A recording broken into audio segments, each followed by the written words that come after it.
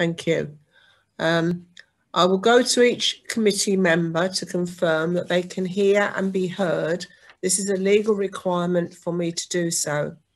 So if you could confirm verbally that you are able to hear me, and I will confirm in response that I can hear you. Councillor Graham Andrews. Apologies. Councillor Paul Andrews. Good afternoon, Chair, and good afternoon all. Yes, I can hear and see you clearly. And I can hear and see you. Councillor Kath Hay. Afternoon, Chair. Yes, thank you. I can see and hear you clearly. And I can see and hear you. Councillor Philip Howells. Morning, Chair. Yes, I can see and hear you, and apologies I couldn't make the pre-meeting. That's all right. I can see and hear you. Councillor Mike Jones. Yeah, good afternoon, Chair. I can confirm that I can see and hear you. And I can see and hear you. Councillor Diana Toynbee. Good afternoon. Yes, I can see you and hear you. Thank you. And I can see and hear you. And moving to our education co-optees, Mr. James. Good afternoon. Yes, I can see and hear you. And I can see and hear you. Mr. Prattley. Hello, Chair. Yes, I can see and hear you. Thank you. And I can see and hear you. I'd also like to request that members and officers in attendance, I'll go through and as there's such a lot of people on the Zoom meeting today, and both for members attending the meeting and from any members of the public, I think it would be useful for them to know who else is in attendance. So I will just go through the names. If you are here, if you just say that, just acknowledge that you are here, because I think there are a few people on my list that are missing and some that have joined. So first of all, Councillor Norman, Cabinet Member, Children and Families. Hello everyone. Yes, I can see and hear you. Thank you. Do we have Councillor Marsh, Local Member for Leominster South? Okay. Kerry Morgan, Assistant Director, Education, Development and Skills. Yeah, good afternoon, Chair. Yes, I can see and hear you. Thank you. Liz Elgar, Assistant Director, Safeguarding and Family Support. Yes, afternoon. I can see and hear you. Andy Gill, Assistant Director, Children's Safeguarding, Quality and Improvement. Andy won't be attending this afternoon's meeting. Thank you. Kate Charlton, Head of Legal Services.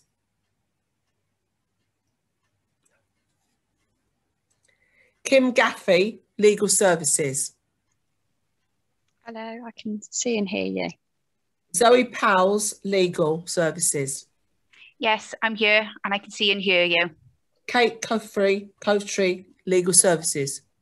Afternoon, Chair, I can see and hear you. Apologies, my video doesn't seem to be working, so I can't get it on at the moment. Okay. Jill Cox, Head of Service Care, Experienced Children and Young People.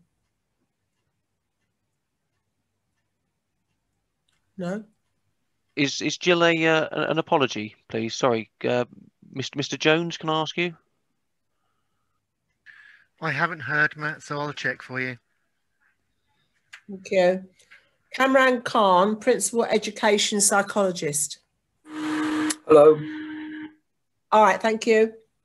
Lindsay McCarty, Public Health Specialist. Hello, Chair, I'm present. Thank you. Chris Jones, Strategic Business Intelligence Manager.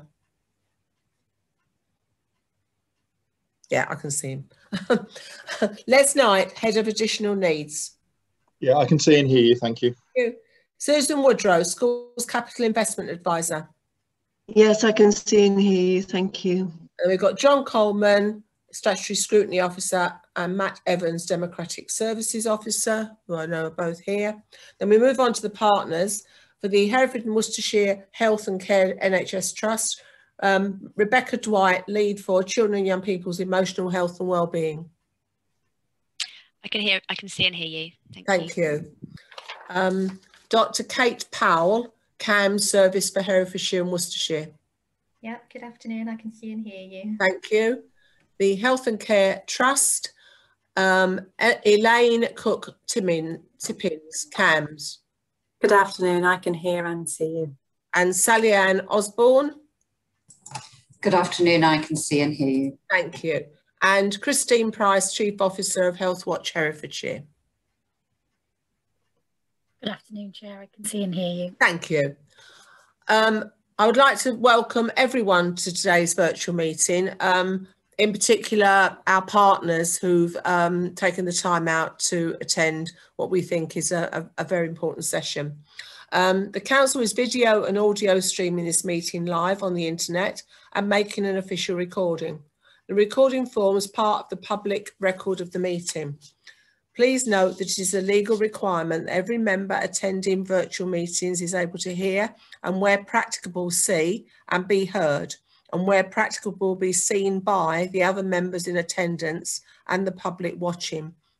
So I ask that you please have your audio switched on and also have your virtual hand enabled where possible. For virtual meetings, there are some additional points for members of the committee and officers to be aware of. As part of our meeting etiquette and in line with our normal committee practices, all microphones apart from mine will be placed on mute at the start and during the meeting. When you wish to speak, please use the raised hand button under the reaction icons or against your name in the participants list. I will then invite you to speak in order of the hands being raised. Electronic voting will be used at this meeting. You will be asked to use the electronic polls to vote to confirm the minutes and agree recommendations. When the poll appears on screen, please select an option and press submit. If the poll does not appear on your screen, please access the poll icon at the foot of your screen in Zoom. If you're unable to vote, please raise your virtual hand. Item 1 is apologies for absence. Do you have any apologies for absence, Matt? No apologies received, Chair. I think we've got Chris Baird. Oh, from the officers, Chris Baird. Yeah, we've got Chris Baird, so we'll count him in. And just to confirm, sorry, Councillor Marsh has now joined the meeting. All right, okay. Right, thank you very much. Councillor Marsh, can you hear and see me?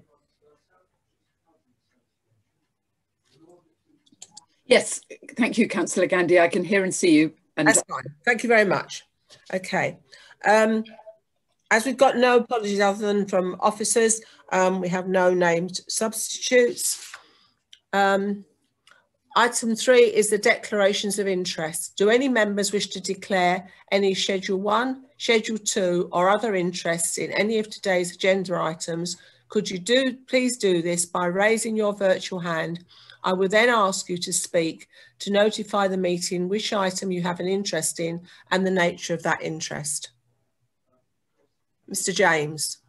I have an interest in the capital and investment strategy for SEND as a governor of Westfield School. Okay. You got that, Matt? Fine. Thank you, Mr. James. Anybody else? No. Okay, we move on to item 4, which is the minutes. The minutes of the meetings held on the 12th and the 19th of January 21 are included in the agenda on pages 7 to 22 for approval. No matters of accuracy have been notified to the monitoring officer, so I will ask committee members to confirm that they agree the minutes by an electronic vote. There will be a vote on each set of minutes. Non-voting attendees will be moved to a breakout room for a few moments. They will be returned to the meeting room when all eligible votes have been cast. Please can non-voting attendees now be moved out of the meeting room and the number of voting members be confirmed.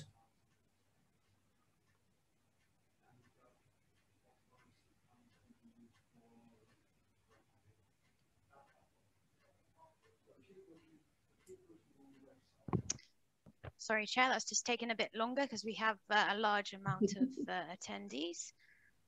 So we have 8 voting members on this item. Right. And the poll should be on screen. Right, thank you very much. Committee, please can you cast your vote either for, against, abstain, or please ensure you press the submit after selecting the option for which you are voting.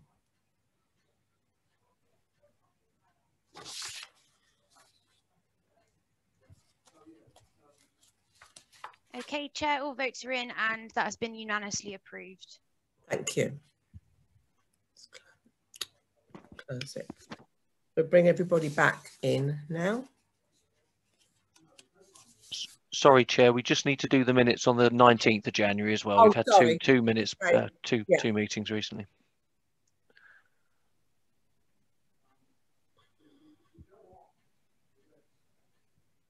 If you could bring, please, if you could take people out again who confirm the minutes of the 19th.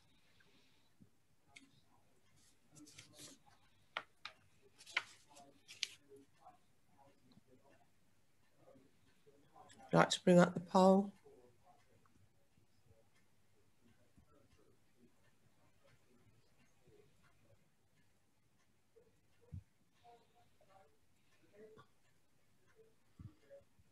Thank you.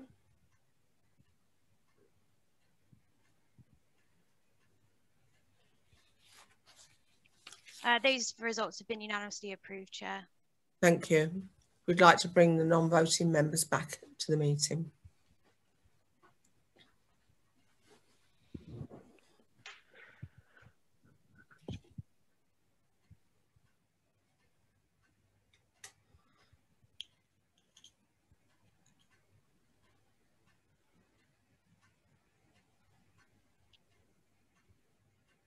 Okay. Has anybody else joined the meeting since I did the roll call? I think I've got one more. No?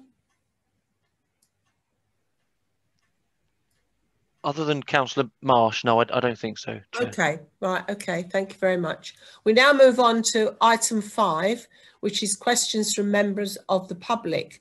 3 questions have been received from members of the public. The first question is from Mrs. Shaw. The response from the Assistant Director Education Development and Skills and from myself on behalf of the Scrutiny Committee have been published, and you should have seen those. Ms. Shaw, do you have a supplementary question? A supplementary question has been received from Ms. Shaw by email. I'll read it out for you. Thank you for your full reply to my question. I welcome your shared concerns about this RSE programme. In the current context, where safety of women and girls is at last receiving long-needed attention, the content of this programme is indeed extremely concerning. While I would welcome detail about all the required consultations and about what is meant by keeping the programme under review, my question is about how you propose to maintain a contact with the Archdiocese. It is my understanding that the Archdiocese has consistently refused to meet with the Cabinet member. Can you explain how exactly you are maintaining contact?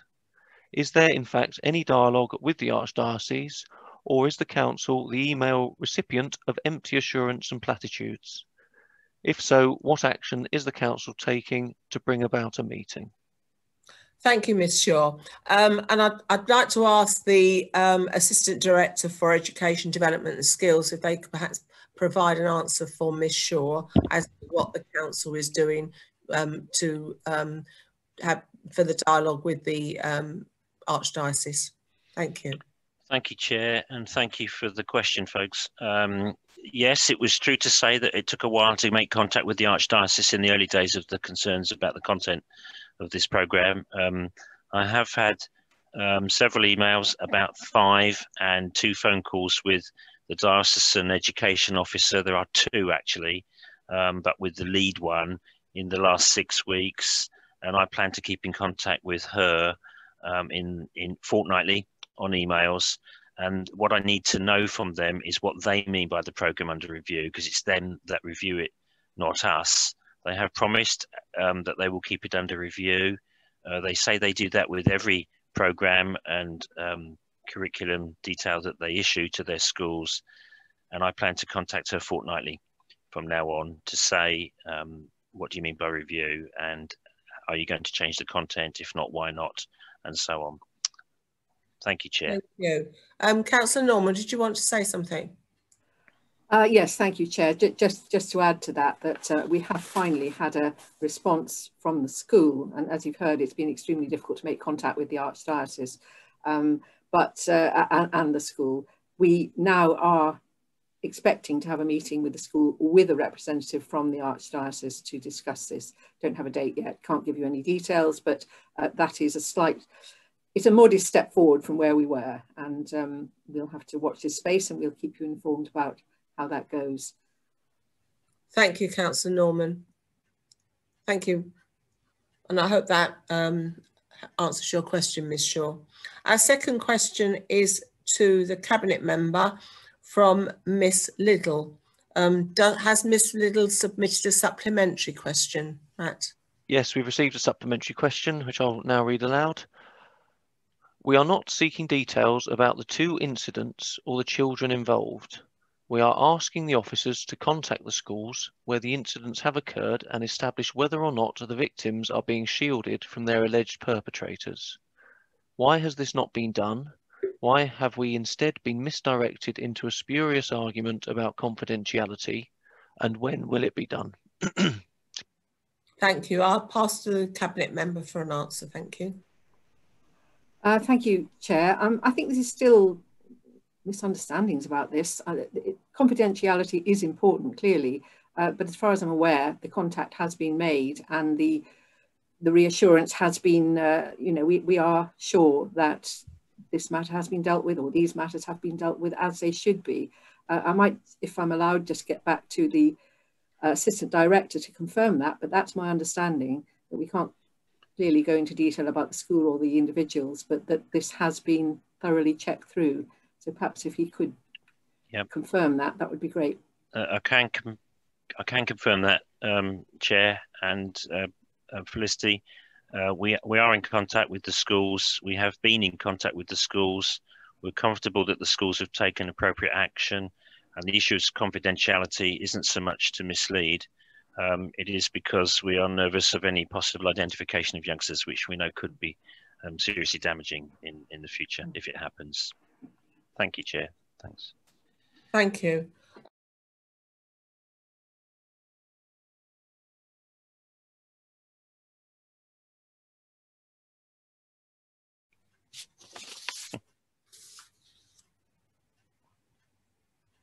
I then move on to item 6, which is questions from members of the council. Do we have any questions from the members of the council, Matt? No questions received. Thank you. So we now move on to item 7, which is the children and young people's mental health, and it is to review children and young people's mental health services, including a review of schools' pastoral support and mental health pathway, a presentation from the Herefordshire and Worcestershire Health and Care NHS Trust on children and young people mental health and the impact of COVID, and a presentation by Healthwatch Herefordshire on Schools Mental Health Forum and Youthwatch. I invite the Assistant Director, Kerry Morgan, Education, Development and Skills, to introduce the presentation from page 29. Thank you, Kerry. Thank you, Chair. Thank you, everybody. I'm going to introduce this item, but there are, in fact, several people who will present to it. If I could just see the next slide, folks, please. Right, this is the introduction slide here. On this particular item, the initial request a while ago was to look at the mental health pathways, indeed in brackets mental health support that's on offer to people, to children who were looked after by the council, and that was then subsequently developed into perhaps all children would be appropriate to talk about because of the pandemic. So on the first bullet point here, the slide was written when we were still talking about looked after children. So that's why it mentions there are 326 children who are looked after in the county. That figure changes daily, of course.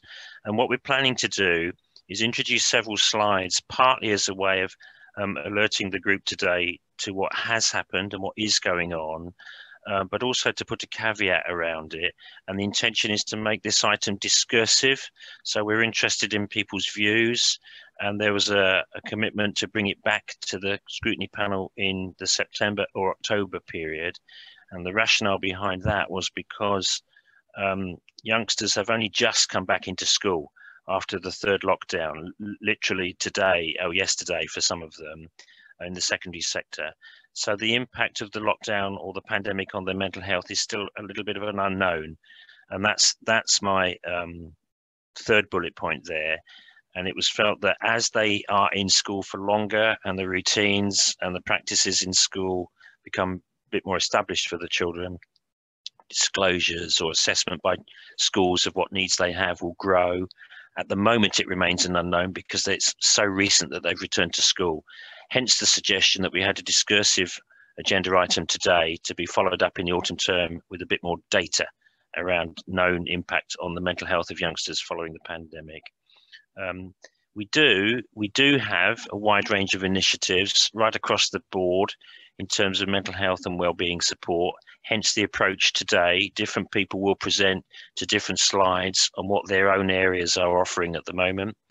We are which is great, but we are expecting that need to grow because of the pandemic. Opinion is slightly divided that the media coverage about an epidemic of mental health needs is fairly bleak. And yet we also know that young people are remarkably resilient once they're back into the routines.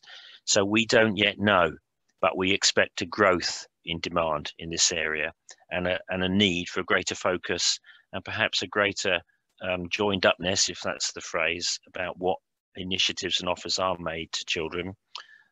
There is a mental health and wellbeing group which coordinates the approach locally, and somebody will talk about that in a minute. The planned pathway, which is in the title of the agenda, I think it's probably fair to say that the wide range of initiatives, which is great to see, offers a problem, which is the coordination of those initiatives is probably underdeveloped, would be my view at the moment. It's not to condemn or criticise any of them. They're all very worthy and good and needed, but perhaps a coordination across different providers would be helpful. And then the penultimate bullet point there, I'm trying to reinforce the view there that it will take time for schools to see and understand what the mental health needs will be following the pandemic lockdowns ending. We're expecting in schools that the latest lockdown that's just ended, hopefully, will be the last, but it will still take time for schools to see and understand in reality what the needs of the children will be. The early indications from talking to schools are, and this is based on only 3 weeks worth of conversations, not a systematic study, is that children are delighted to be back in their schools, which is good to see, and the staff are delighted to have them back. But there's been a dent in their resilience. They're tired, more early in the day. There's a need for a different kind of curriculum model in the near future. So a return to, if you like, normal practice might be a little way off in schools. We're encouraging schools, and by schools I mean all settings, early years and colleges included. We're encouraging them to take time to understand what the youngsters' needs are now. And in particular, there are certain elements that we already have identified as areas of concern. One is preschool children, in particular some very young children, 2 to 3 year olds, for whom because of the lockdown, the mixing and the social interaction and the language development has been substantially delayed. So preschool settings are being asked to consider the language and social development of children alongside their mental health needs, particularly children of the age of 2 or 3. And within that, certain cohorts as well. For example, children who live in families where the home language is not English have been immersed in the home language rather than English. So the language delay for them will be particular and likely extreme, but no hard data on that. Likewise, in Key Stage 1, social and language delay, which itself will lead to perhaps mental health support needs. Children get frustrated if they're not understood, and if their language is delayed, they're more likely to be not understood. So there's a need for sensitivity there. These are 2 particular cohorts of youngsters we're worried about.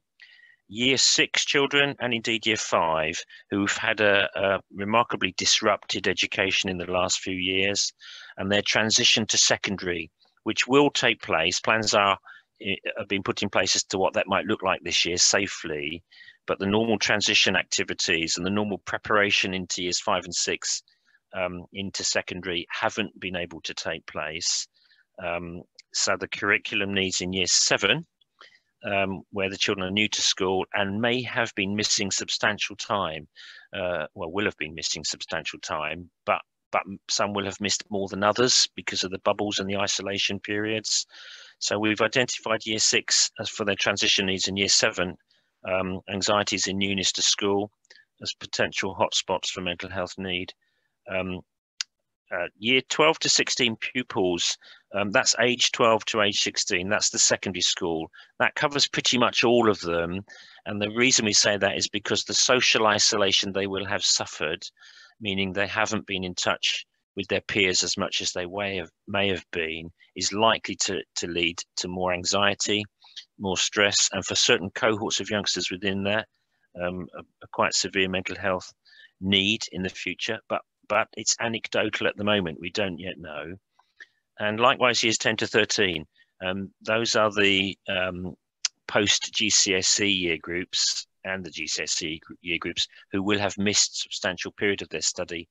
And it's likely that apart from the lack of contact with their peers and anxiety about what their assessment might look like at the end of this academic year, will they be advantaged or disadvantaged accordingly? Will they be able to go on to study or work or whatever it is they wanted to do afterwards in the usual way? So we're saying that the likely need for mental health support will grow, but we don't know to what extent. The likely need for mental health support will be extensive across all of those age ranges there, well, across all the age range, but more for those groups in all likelihood, but we don't yet know in any great detail. We know there are initiatives that have been put in place already. What we don't know is the impact of those yet, because it's too new. But we can generate that data in the next 6 months. But we expect those particular cohorts and indeed cohorts within that, youngsters with special educational needs, for example, and youngsters in our special schools who have very particular issues to face. It's potential that their mental health anxieties will be higher because of the pandemic. So there's two prongs to this. One is the normal, in inverted commas, mental health support on offer, which you'll hear about from some of my colleagues in a minute. And the second is the likely growth in the pressure in this area as the impact of the pandemic continues to emerge in all of these settings. So that's the context. It's not a formal report here. It is a presentation from some slide packs from a range of individuals, and to which we encourage questions and debate, and then a subsequent presentation to scrutiny at some point in the autumn term with a bit more hard data around it. Thank you, Chair. If we go to the next slide now, I think this isn't my slide. This is one. Sorry, Chair. Sorry, Chair. This slide is presented by Lindsay McCarty. If we go back a slide, please, folks. That's it. Can I hand over to Lindsay to present this slide and the next one as well, I think? Thank you. Thank you. Thank you. Thanks very much, Kerry. Thank you, Chair. In terms of public health, one of the questions we were really wanting to look at is what's already in place, and some of our colleagues and partners will talk in more detail about that a bit later on in the presentation. So I will not cover Strong Young Minds or Couth or some of the other developments that are specifically taking place in schools in Herefordshire. But I would like to draw your attention probably to a couple of bullet points on here. One is around the Personal Social Health Education Association, which is a national association, and we have bought now for the last year and again now for this year, membership, which is free for schools. And one of the important factors, I think, in relation to that is that the PSHE Association develops curriculum materials across all of the key stages and updates them regularly. So they've been very proactive, particularly in relation to coronavirus and mental health and wellbeing issues. So they've produced webinars, resources, information for teachers, how to support young people when teaching from at home. There are mental health learning packs that have been developed, and they're continually being updated. So I think that's quite an important initiative for the Scrutiny Committee to know of. I'm not sure what membership take-up has been like for this year, because the offer was only opened again from the 1st of February. But certainly last year, at least 2/3 to 3/4 of our schools took up the free membership. And for any school who had already subscribed or was planning to subscribe for 2020, their membership has been deferred, so they will still receive that membership when in due course. Public Health Nursing Service I'd like to mention because that's a commissioned service through Public Health, and they have been as proactive as they possibly can be given the limited access to children and young people over the last year. But they've developed their text messaging service and they've been available to schools and are currently now accessing more schools than they were able to. Understandably, schools were very nervous about letting in people who weren't routinely part of bubbles. So school nurses have had to find different ways to try and access pupils. And I'm sure you'll hear later on that quite a lot of young people are not very keen to either use a phone service or online messaging. And the text messages have actually been very welcome and used successfully with their young people. The Children and Young People's Health and Wellbeing Survey was actually due to begin last year, and it got delayed obviously due to coronavirus. It will now begin from just after Easter, from April this year, and it will cover all aspects of mental health and emotional well-being, and will cover all ages as well, from primary through to college age. And so that will also, I think, in addition to what Kerry has been saying about we need to gather more information over the next few months from schools themselves and from parents, we will get some direct information from young people about how they're feeling and how they're coping, and what their support needs might be. And I suppose just finally really to echo what Kerry has said about needing to understand the impact and actually monitor it over the next few months. We do know already, and certainly from a public health point of view, there are a lot of concerns around lack of dental access, physical development, as well as the mental health and emotional development of young people, socialisation and education. These are all issues, partly because there haven't been as many eyes on the child. Health visitors, school nurses haven't been seeing children in the same way that the teachers, particularly of older pupils, haven't been able to necessarily see them if they're not actually in school. So there's a feeling that actually we will need to have some focus around the services that are provided, and whether or not there is any additional capacity or resource needed to go into some of these services is a question really, or whether we can just work together more effectively to ensure that we're supporting our young people. Thank you, and hand over to the next slide.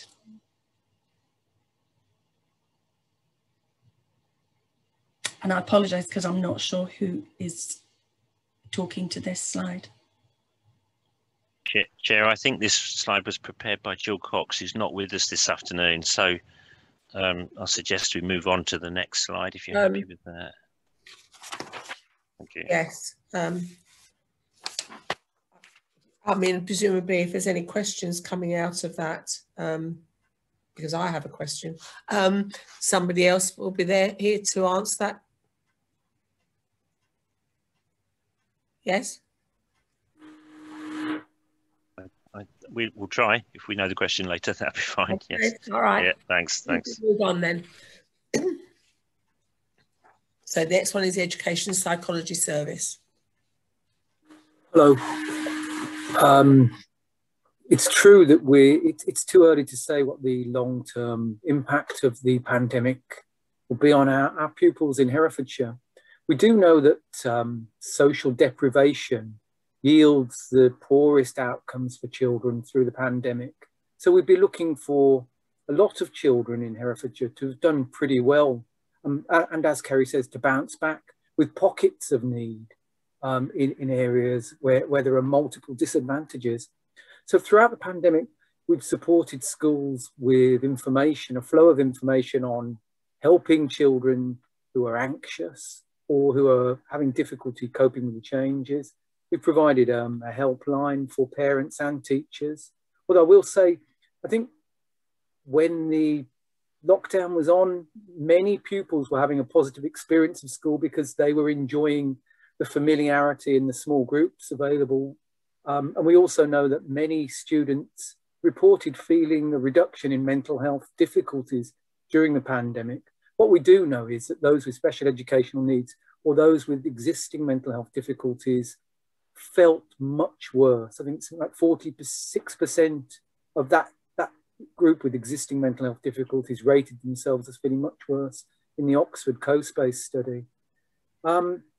More recently in the autumn term, what we want schools to do, as Kerry said, is to shift the focus from academics, which sounds strange because we're all into education, we know the benefits of education, but in the short term to shift the focus from academic work into a more relationship focus for schools and pupils, what's known as a recovery curriculum for those children coming back to school. So a focus on relationships, a focus on helping students regulate their emotions, rebuilding that sense of belonging to the school community, and moving the focus away from behaviour to an understanding of some of the difficulties that pupils have been on and the journey that they've been on in the pandemic. We trained 70 schools. We invited all schools to join a training project with materials presented from the DFE and the Anna Freud Centre, very much about well-being and developing resilience for schools. And we trained 70 schools up and we offered drop-in sessions in the autumn term. We hope to be doing more of that in the coming term, and we've got a package of training. What we do expect is that small group of anxious students to struggle to come back. And as Kerry says, it's an emerging picture because there's always inevitably a lag between children who feel anxious presenting with difficulties and going back to school. So I'm sure some of them will begin to attend and run into trouble later in the term. So we're expecting schools to be contacting us about anxious non-attenders. And that's a group that's for Herefordshire, because of the transport implications, because we're a rural county, it's a group that seems to be growing and that we, as a council, want to create a better structure for. So we're looking at, with other colleagues in the service, we're looking at creating a pathway to join mainstream schools with the hospital school, with the inclusion service and the EP service, to create a pathway to create a better sort of infrastructure for those students who struggle to attend. We've written some guidance for schools on what they can do, and it's simple what they can do when children stop attending.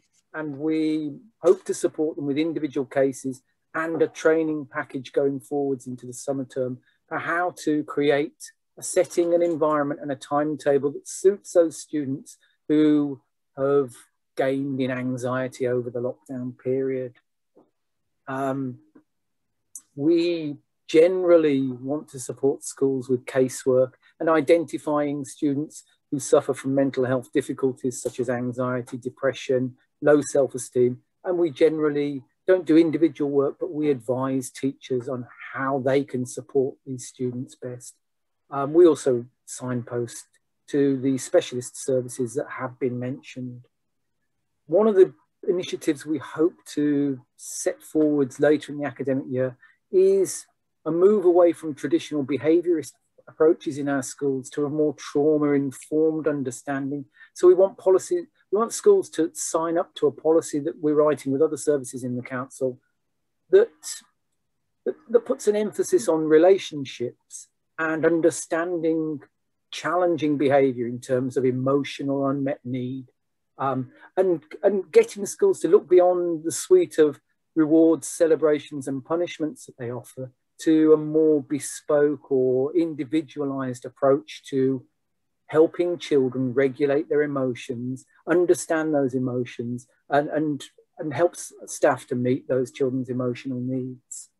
That's generally what we do, what we've been doing and what we plan to do in the coming term.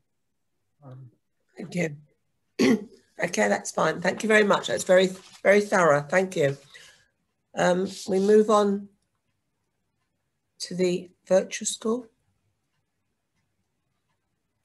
This is another slide for Cameron, I think, Chair. The final slide about what yeah, other services.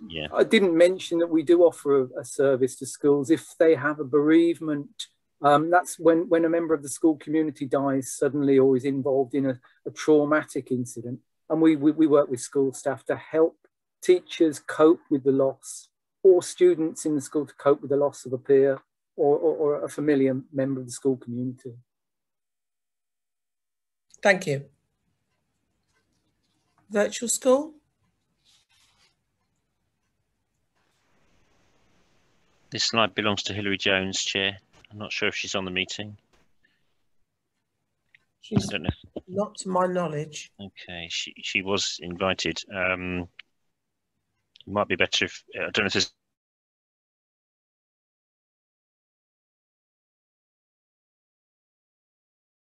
in her. No. I can chip in a bit if you go back. The virtual school's been working with the Educational Psychology Service to produce a project called the Seeds Project. We have two EPs working for 3 days a week with children who are in foster care, either working with foster carers to help foster carers improve the therapeutic approach they have to parenting, using video guidance for foster carers and consultation about the way foster carers speak to their young people, or working with teachers and holding multidisciplinary problem-solving meetings where a child's behaviour is analysed and understood and strategies are shared across a group with reviews of those strategies, and that those large meetings have good outcomes for children who are looked after. So that's a key bit of the virtual schools offer. The virtual schools also been training schools in an approach called emotion coaching. So it's very much talking to teachers about students' emotions and how that affects their behaviour. And it's a technique that teachers can use to manage children who are dysregulated in school. So I think 60 schools have been trained in emotion coaching. Those are the two bits that I can add. Can't do the rest, I'm afraid. Thank you. Sorry to put it on the spot, Liz. Is there anything on here that you can add?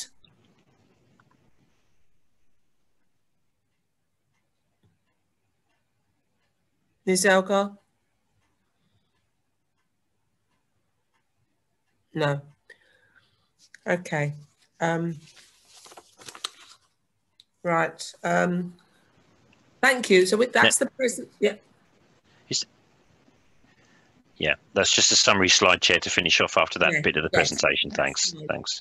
Before we go on to the next presentation, which is from the CAM service, if any members of the committee have got any questions they would like to ask regarding the services that are carried out by Herefordshire Council, I've got one recommendation which I'd like, well, there's two recommendations. I think one is that we bring back a more up-to-date, a more thorough report for our meeting on perhaps on the September the 14th, Matt. Okay.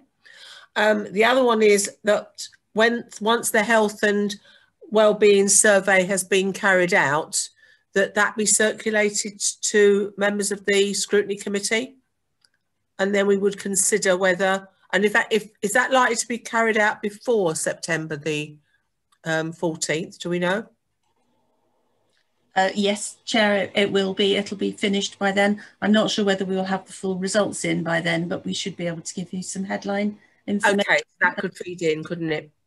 Thank you very much. And I've got, before I move to the members, I've got two questions really. One is regarding the CCG. There is a comment made in this report under the pathways, which talks about the Herefordshire and Worcestershire CCG, and the fact that the people in Worcestershire will be getting some priority. Oh, okay, getting some priority with regards to this over Herefordshire, and that we've got concerns about the timescale, as the new model will be. Well, we will not get involved with the new model until 2022, and I just don't understand why. Because I thought when the Herefordshire and Worcestershire CCGs merged, it was made clear to us that Herefordshire would not be disadvantaged in any way.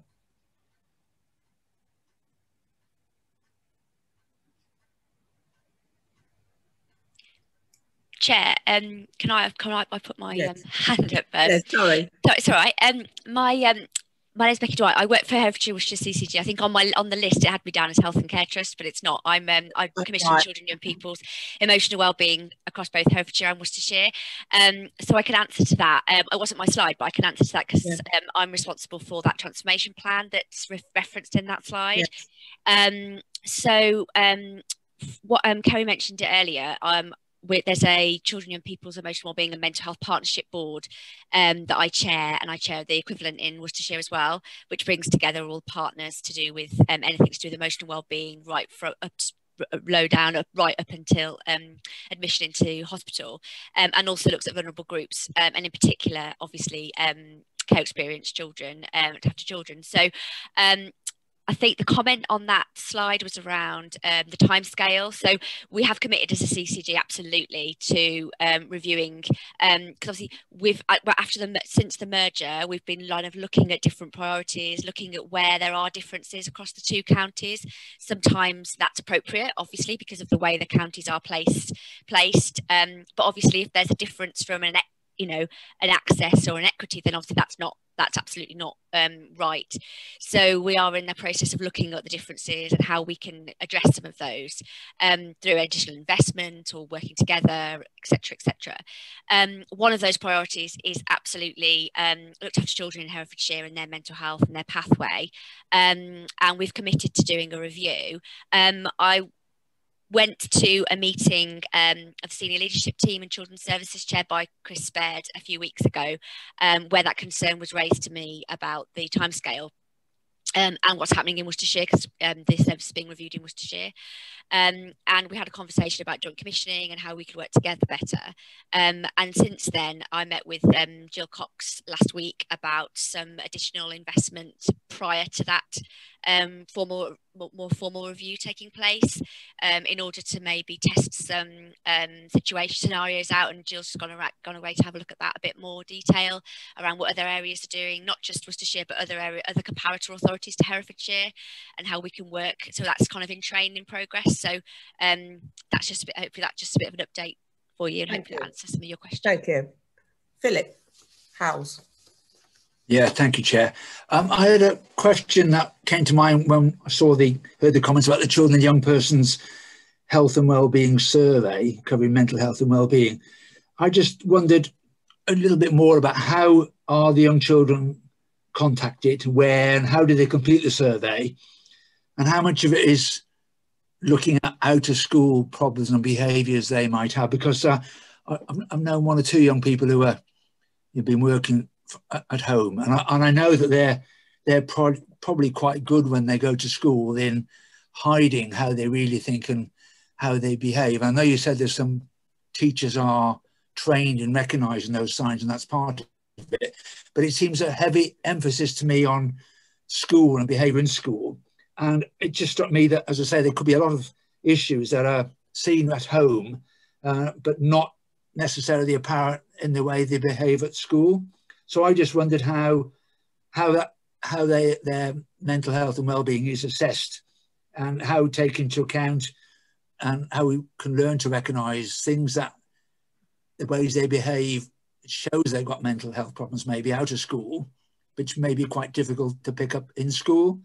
I hope that's pretty clear. It affects everything, like their relationships at home, which then affect the relationships at school. Just like a bit more understanding about how that survey might look at both those separate, quite distinct aspects of life. Many young people are quite good at separating them, or appear to do. They're not actually, but they appear to do. That makes sense? Yes, shall I answer that, Chair? Please. The survey obviously isn't a kind of formal assessment in terms of mental health needs or mental health problems, but it does ask questions around relationships. It asks questions about bullying. It asks questions about how safe you feel in your community, in your kind of family and social surroundings. So there are quite a lot of questions that hopefully young people will be able to answer truthfully, that aren't simply about behaviour in schools. The survey is being implemented by a company that has got years of experience in delivering these surveys and providing sort of national comparisons across counties and countries, in fact. It's the Schools Health Education Unit. So one of the things about the survey is that actually it's a very consistent and reliable kind of survey. It will be done online by school pupils. So there's an element of anonymity about it in terms of actually they are free to say what they believe they need to say. And they'll be encouraged by the teachers. We actually are holding a webinar in a couple of weeks with all of the participating schools and the pastoral leads to actually talk about how they can introduce it in the school, how they can talk and work with their pupils to complete the surveys.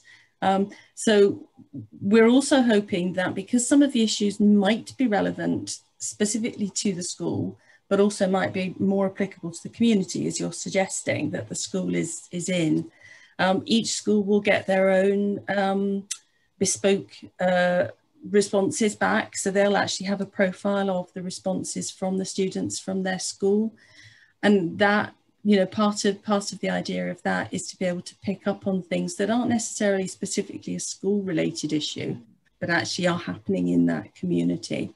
So if, for example, a lot of young people are saying that they don't feel particularly safe, and that is something that's been reported back from Hereford City itself in previous engagement with young people, then that's an issue that not only the school can consider, but it's something then that perhaps can be shared more widely with parish councils, with local groups, and certainly I think it's something that the Children and Young People's Partnership Board would want to know about, because, you know, feeling safe in your community and being able to achieve all that you want to achieve are priorities for the Partnership Board. So hopefully that goes some way to addressing the issues that you've raised. And obviously when we can report back on the findings, we'll see if they have been picked up or not. Because the other thing is that I'm hoping that this will be a springboard for future surveys. The last survey that was done with young people was 2009. So we really have very limited data on young people, what they say they think about, how they feel, how they live, where they live. So I think it will be quite a useful springboard for further information. Yeah, thank you. I found that quite reassuring. And I was particularly thinking about young people that are in care, of course, that difference between school and outside school might be even more sharply the case than with people who aren't in care. So the fact you're capturing that, I think, gives me some reassurance that yes, we will identify some of those underlying things that you might not identify just in the school setting. Thank you. Thank you. And I think it's probably also just worth saying that some of the special schools have also signed up to do the survey. So we will actually capture a range of needs and views. Thank you. Before I move on to Diana, Liz, can I just check that you are back on and that you can hear and see us? Liz Elgar.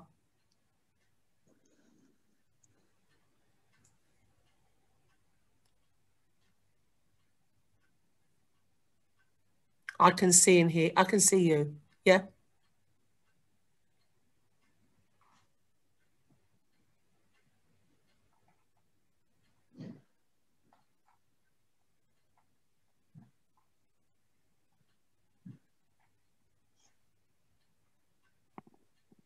I think she can hear, Chair. It's just She we can can't hear. hear her Right, yet. well, I'll talk to her in the background, Chair. Okay, thank you.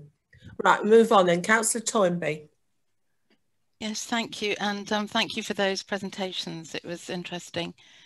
There's obviously a very clear link between this item and our public questions, because it's all about healthy relationships, and possibly the most important thing for the mental health of our young people is developing healthy relationships. So it was really good to hear from our educational psychologist that about the focus on relationships. You know, if the curriculum teaches boys and girls that girls are passive, there are obviously huge problems about objectification, consent, really worrying consequences to all that. So it was also really reassuring to hear from public health that they are looking at things in the whole, that we are taking into account the curriculum in our work with schools. So I'm going to keep on keeping an eye on that connection between mental health and the curriculum and safeguarding. I'm going to have probably lots of other questions later on. It's so difficult to build up a picture of all the initiatives and programs and agencies and panels and boards and projects and programs, and I think that's a huge problem in itself, but I'll leave a couple of questions till later. Just for now, immediately following on from public health and the educational psychologist, just a couple of questions about our educational psychologist team. I'd just like to know how many educational psychologists we employ as a council, and if the services that we offer schools are free or if they have to pay for them. And my question to public health is the public health nursing service that works with schools the same thing as school nurses?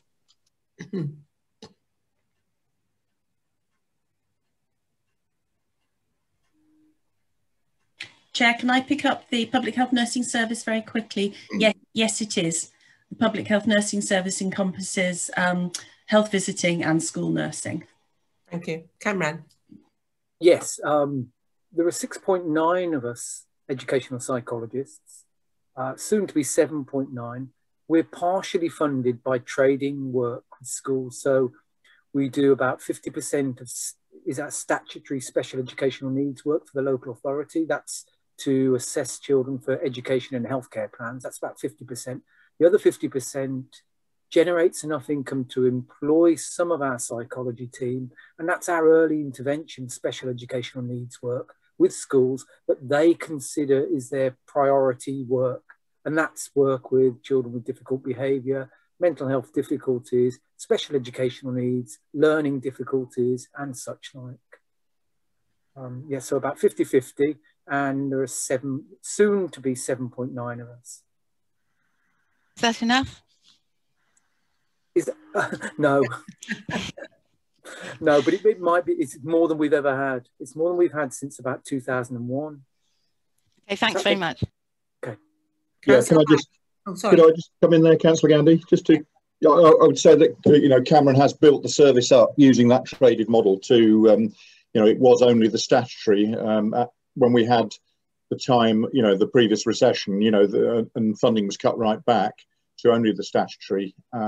That made life very difficult, and that service has now been built up to, you know, its present level, which is a much healthier level. And it also means that we're getting a view of children and young people before we get to that statutory stage, in a sense. Otherwise, you're just kind of measuring when maybe the system's already failed a bit. So, okay. Kat, say something. Gary? Oh, sorry, Chair, beg your pardon. Thank you, I didn't hear that. Just to add to Councillor Toynbee's comments there, I absolutely get the comment that there's an awful lot of activity going on, but it might appear as if it's a bit fragmented and ad hoc, and that was partly why I wanted to gather the data from the different bits to report back to the committee in September, because there is an awful lot going on. I accept what you're saying, that the caveat and the danger is that actually it's very fragmented and understanding the wide range isn't easy. I agree with that. I absolutely want to accept as well your comment about the implications and the links with safeguarding, particularly what we were talking about before, and the impact on the curriculum. I do accept what you're saying on that. So that's partly why I wanted to not try and pretend to give a lot of hard data now, but to gather the data from the various bits back for a later meeting. I get the urgency as well, but I thought that would be more effective. Thank you. Thank you. Thanks. Councillor Hay. Thank you, Chair. Well, first of all, obviously I've been reflecting on the fact we are sitting here talking about young people's mental health today, which is sort of a side effect of COVID, essentially, because we'd normally be discussing exam results. But as someone who is I'm passionate about this subject, and I say I can talk at length about it, but I did want to say that I really welcome the approach suggested by the Assistant Director, that we're having a discursive discussion today and feeding into how we feel this should move forward. I think that's really a really positive thing, that we're not being talked at and saying this is how it should be done, because I think it is really important that everyone can feed into this. And I know the point's been made that children have been back for 3 weeks or so, not even that, I don't think, but it's been a year of disruption and uncertainty for young people. And so I think really what we need to be doing is supporting teachers to be able to build emotional resilience in young people. And I'm very much in favour of a preventative approach here instead of a reactive approach, because we know all the pressures on CAMS, and if we leave things, those pressures will become more so. So really it has to be about getting these things at source and making sure that, well, all young people are bound to have some level of anxiety and uncertainty in terms of what they've been through. So I saw in the early slide that there was a comment that the immediate short-term focus on this subject is desirable, and I would probably question that and say it is essential that this short-term focus should be on how we put something in place in schools that helps all pupils and is a holistic approach. So I saw that there was a reference to emotional literacy support assistance in school, and really whether that's something, I really wanted to ask the question of how many of these specialist teaching assistants there are in Herefordshire schools, and whether there's scope to roll that programme out further so that we can have emotional literacy support assistance in all schools. Imagine that would be a funding issue and obviously a further training issue, but I think that would be such a good start at having members of staff in school that pupils can go to and feel safe to go to discuss any anxieties or fears they've got about what's going on in the world. Thank you. Do you want me to answer your question? Yes, please. Councillor Hay? Thank you, yeah. Yes, we have a rolling programme. It was interrupted by the pandemic. So we have 50 ELSAs, that's emotional literacy support assistants in schools at the moment. We're going to run our third cohort of another 25 or 6 in the summer term. In fact, we're running a session tomorrow morning. It's the educational psychology team that does the training. Schools have to pay. I think we charge £300 for 5 days of training over the course of one term. And there's a waiting list. We're limited in the speed that we can roll this out. It's very positively seen by schools, and we have a waiting list, but we can only fit in one of these cohorts per term. So that's the speed that we can move at, really. So if we hadn't have been interrupted with the pandemic, we would have 3 cohorts by now. We started it last year. We aim to next year, if we're up and running, produce another 3 cohorts. So that'd be another 75. So 75 a year. We're limited by just the number of educational psychologists we have and the time that they have to devote to this, because we have many other bits of work projects and our statutory duties. 75 a year, to summarise. Okay, so to come back on that, it just seems a shame then that it is limited. As you say, if there is a waiting list, I don't know whether there's some way of, as you say, ensuring that be rolled out, with more urgency, as it were, because it seems like it's a very worthwhile. It really is, because of course to having someone embedded in schools. It is. As you say, it's early intervention and working with schools for them to identify and intervene without a waiting period, without having to wait till for specialist services to get involved, for them to deal with it with their own expertise is the desirable way of dealing with things. Hey, did you want to make that as a recommendation? I mean, there is a funding issue, obviously. There is a time, because there is a time issue with regards to educational psychology. But from the point of view of scrutiny, our job is to really identify the issues.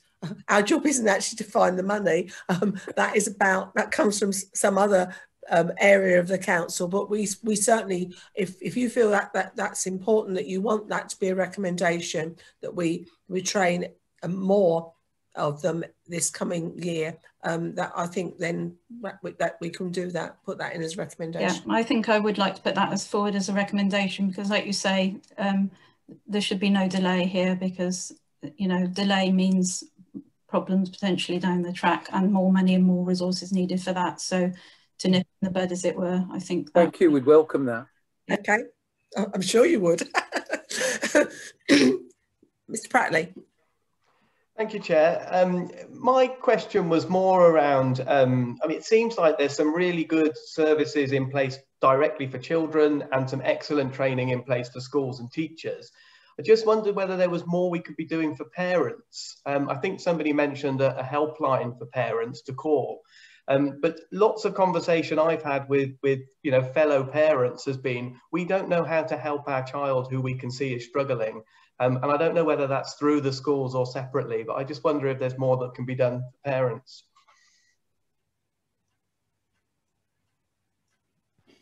Kerry? Yeah, thank you. Thanks, folks.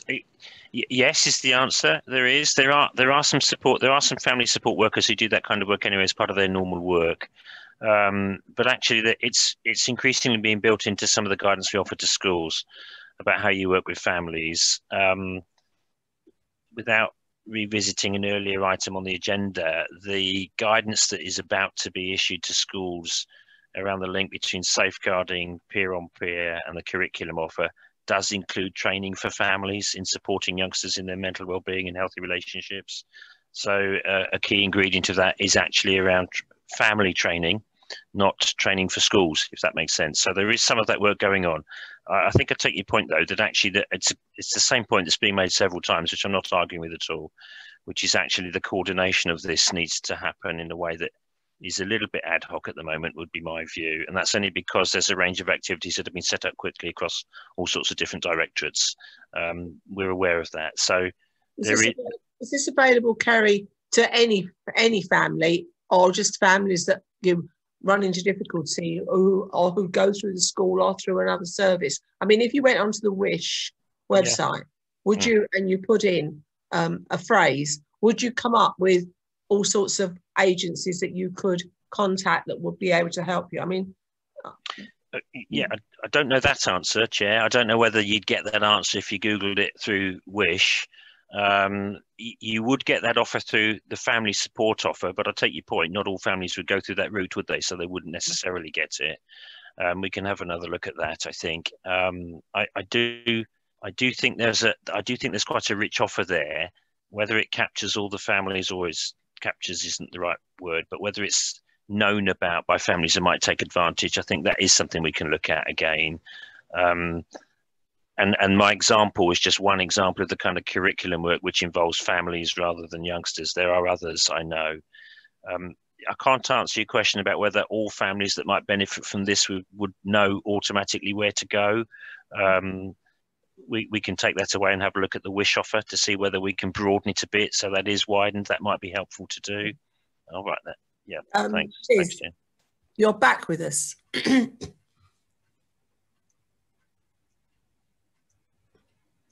You can't speak.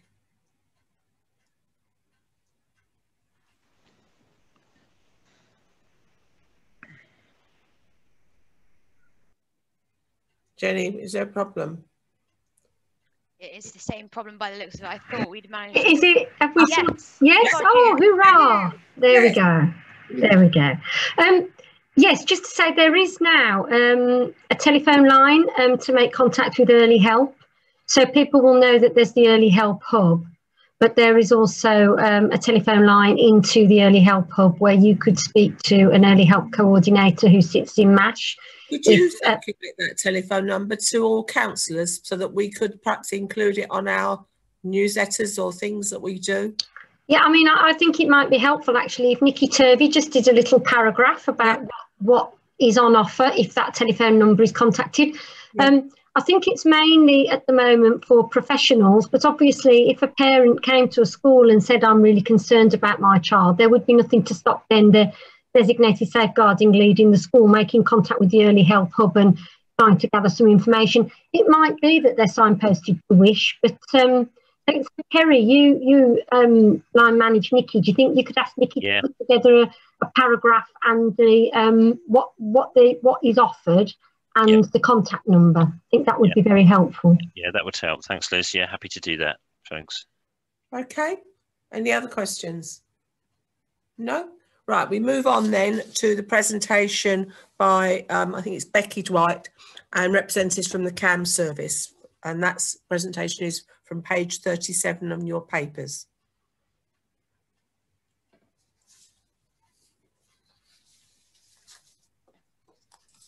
Thank you.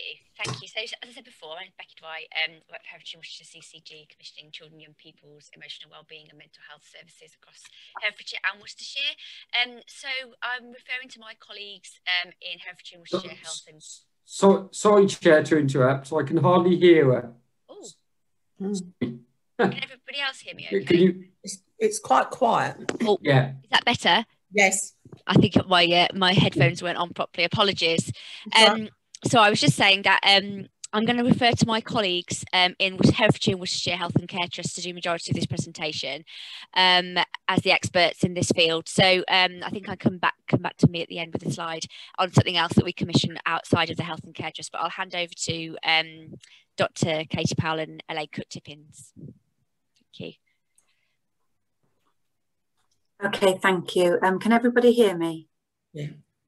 So I'm Elaine Cook-Tippins, I'm the service manager for CAMS, and we've put some slides together. So I'm sure you know that there is a significant rise in what we class as clinically significant mental health conditions. Some research is saying that there's a rise of 50% in the last 3 years, and sadly that 1 in 6 children and young people are likely to have a mental health condition. Although we've got no data, particularly from the second lockdown, in the first lockdown, Young Minds, who is a charity that looks after adolescent mental health, carried out a survey and found that 83% of people who completed that survey thought that their mental health was a bit worse or much worse. At the other end of the spectrum, we've got pressure on our adolescent mental health inpatient bed capacity, which, as you might know, is already a limited resource. Next slide, please. So I'm really aware that I've used loads of acronyms here, so please challenge me on these later, but I will try my best to unacronym them as I go. So nationally, we've seen an increase in demand for Tier 4 beds. So that is mental health hospital for adolescents. And that's across the piece, really. That's general adolescent units, that's psychiatric intensive care units, and also eating disorder units. Locally, we've seen a significant increase in the use of these beds for children with eating disorders. And in 2020, 150 young people were seen at Wye Valley Trust's A&E department in crisis, of whom 84 needed ongoing CAM support. And in November, we saw 31 children through A&E, which is much higher than a usual year, and actually much higher for 2020 as a result, which would be about 12.5 children a month. Next slide, please. You'll have heard lots about the local and national long-term plan. So I've just put side by side what the national long-term plan's aims are and how we are interpreting that locally. So the long-term plan wants 345,000 children and young people to be supported by mental health support teams in schools. So in Herefordshire, we've just commenced our first mental health support team in schools, and we hope to develop more teams in 2023. These are school-based teams that provide interventions for low to moderate mental health concerns in a school-age population. Really exciting. We know that the government are investing lots of energy and finance into this. So we're really hopeful that this makes a significant difference to the wellbeing of young people in Herefordshire. We need to talk about increasing our offer to encompass young adults up to the age of 25, because we all know 19-year-olds who function much younger than that. So that's exciting. That's on the table for discussion. Nationally, there's a growth in eating disorders, unfortunately, and so the national paper wants us to invest to maintain our waiting times. And I'm pleased to say that the CCG have confirmed significant investment into our eating disorder service coming online from April. The national plan wants 100% coverage of 24/7 crisis care for children and young people. So in Herefordshire, this is quite tricky to do because demand is sporadic. But we have now got a 24/7 urgent mental health helpline that covers all ages. And we are just about to start a review of our crisis provision for children and young people to make sure that children and young people access the right crisis provision at the right time and are seen by the right people swiftly. The national plan wants us to align our mental health plans with SEND, LD and autism spectrum disorder plans. And we now have a CCG commissioner for SEND, and there's a review of the autism spectrum pathway in Herefordshire. And also we are part of a bid for a key worker pilot, which supports children and young people with learning disabilities and autism to prevent mental health crisis. Next slide, please. So I've tried to briefly summarise the Hereford CAMHS offer because I am really aware that the word CAMHS gets used a lot for all kinds of mental health provision. But Herefordshire CAMHS is commissioned to provide support for children and young people with moderate to severe mental health concerns, with the addition now of COOTH and mental health support team in schools. So you'll see that we provide services to children with learning disabilities, children who we consider to be complex and vulnerable, children who need urgent care, children who have eating disorders, the mental health support teams, COOTH, which I'll tell you about, and CAMHS Partnership, which is really your traditional assessment and treatment offer for children and young people who are experiencing a wide range of mental health difficulties, such as anxiety, depression, phobia, that kind of thing. Next slide, please. So I want to tell you about eating disorders because this is our biggest worry right now. There's a national and local increase of young people experiencing eating disorders. In Herefordshire, we've seen 34% of an increase in 2021 without including the March data. We're seeing children who come to our service late and they are more unwell.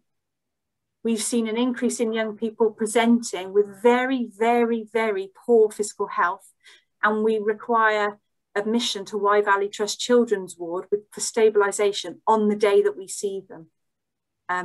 We've also sadly seen a local increase in children and young people having to go to mental health inpatient hospital because their eating disorders are so severe we can't treat them in the community. Next slide, please. I wanted to tell you about mental health support team in schools because this is really exciting. It's a multi-agency project group that makes sure that this work is going to be effective. And it's basically a recognition that we need a non-traditional workforce delivering one-to-one group and parent interventions for children with mild to moderate problems in the school setting. It also focuses on a whole school approach, so helping schools to consider emotional well-being as part of their curriculum.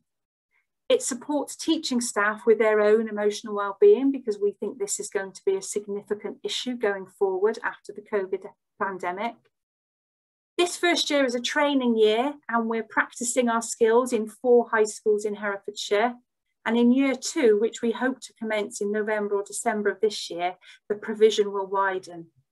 We can also bid for more teams later on in the year, and Becky and Les Knight and I have been talking about what we think we'd like those teams to target, so that's really exciting. Next slide, please. Okay, so Cooth. Cooth is an online wellbeing community which launched in Herefordshire on the 1st of April, so was very, very timely. Although their launch was somewhat disrupted by COVID, actually what it enabled us to do was offer another layer of wellbeing support that was online for young people. We manage the contract, and we're seeing a good uptake from young people. Our colleagues in both education and social care have advertised Cooth for us via their networks, and public health have been really helpful in getting the message out via social media. So they offer text chat, forums, articles, and counselling sessions for children and young people of high school age and a little older. Next slide. Thank you. You'll see that to the end of Q3, 512 young people had registered with Cooth, and they'd logged in over 3,000 times. And 85% of those 500 children and young people had returned to Cooth. 75% of those young people had logged in outside office hours. So obviously Cooth is available to young people when they need it. You'll see some infographics there of the gender of young people we've had contact Cooth, and also the age split. So we saw 13-year-olds and 15-year-olds being our most heavy users.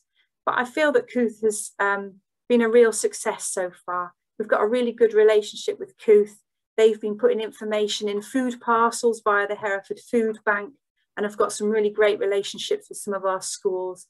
They're providing parent sessions to advise parents about what Cooth offers, so parents can also signpost their young people to Cooth if their children are struggling and haven't been able to share that with anybody else.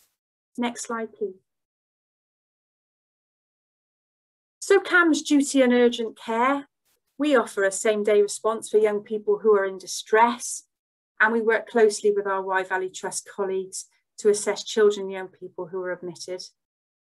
We try and assess young people in A&E, if at all possible, to support flow and encourage the least restrictive intervention. We don't want to admit any child or young person to a children's ward or an adult ward unless they really need to be there.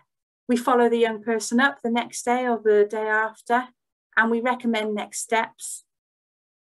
And we're working closely with families to reduce reattendance to A&E in crisis, because sadly for some children and young people, A&E is the only safe place for them. So we're trying to redirect them, because we don't want to be using A&E inappropriately.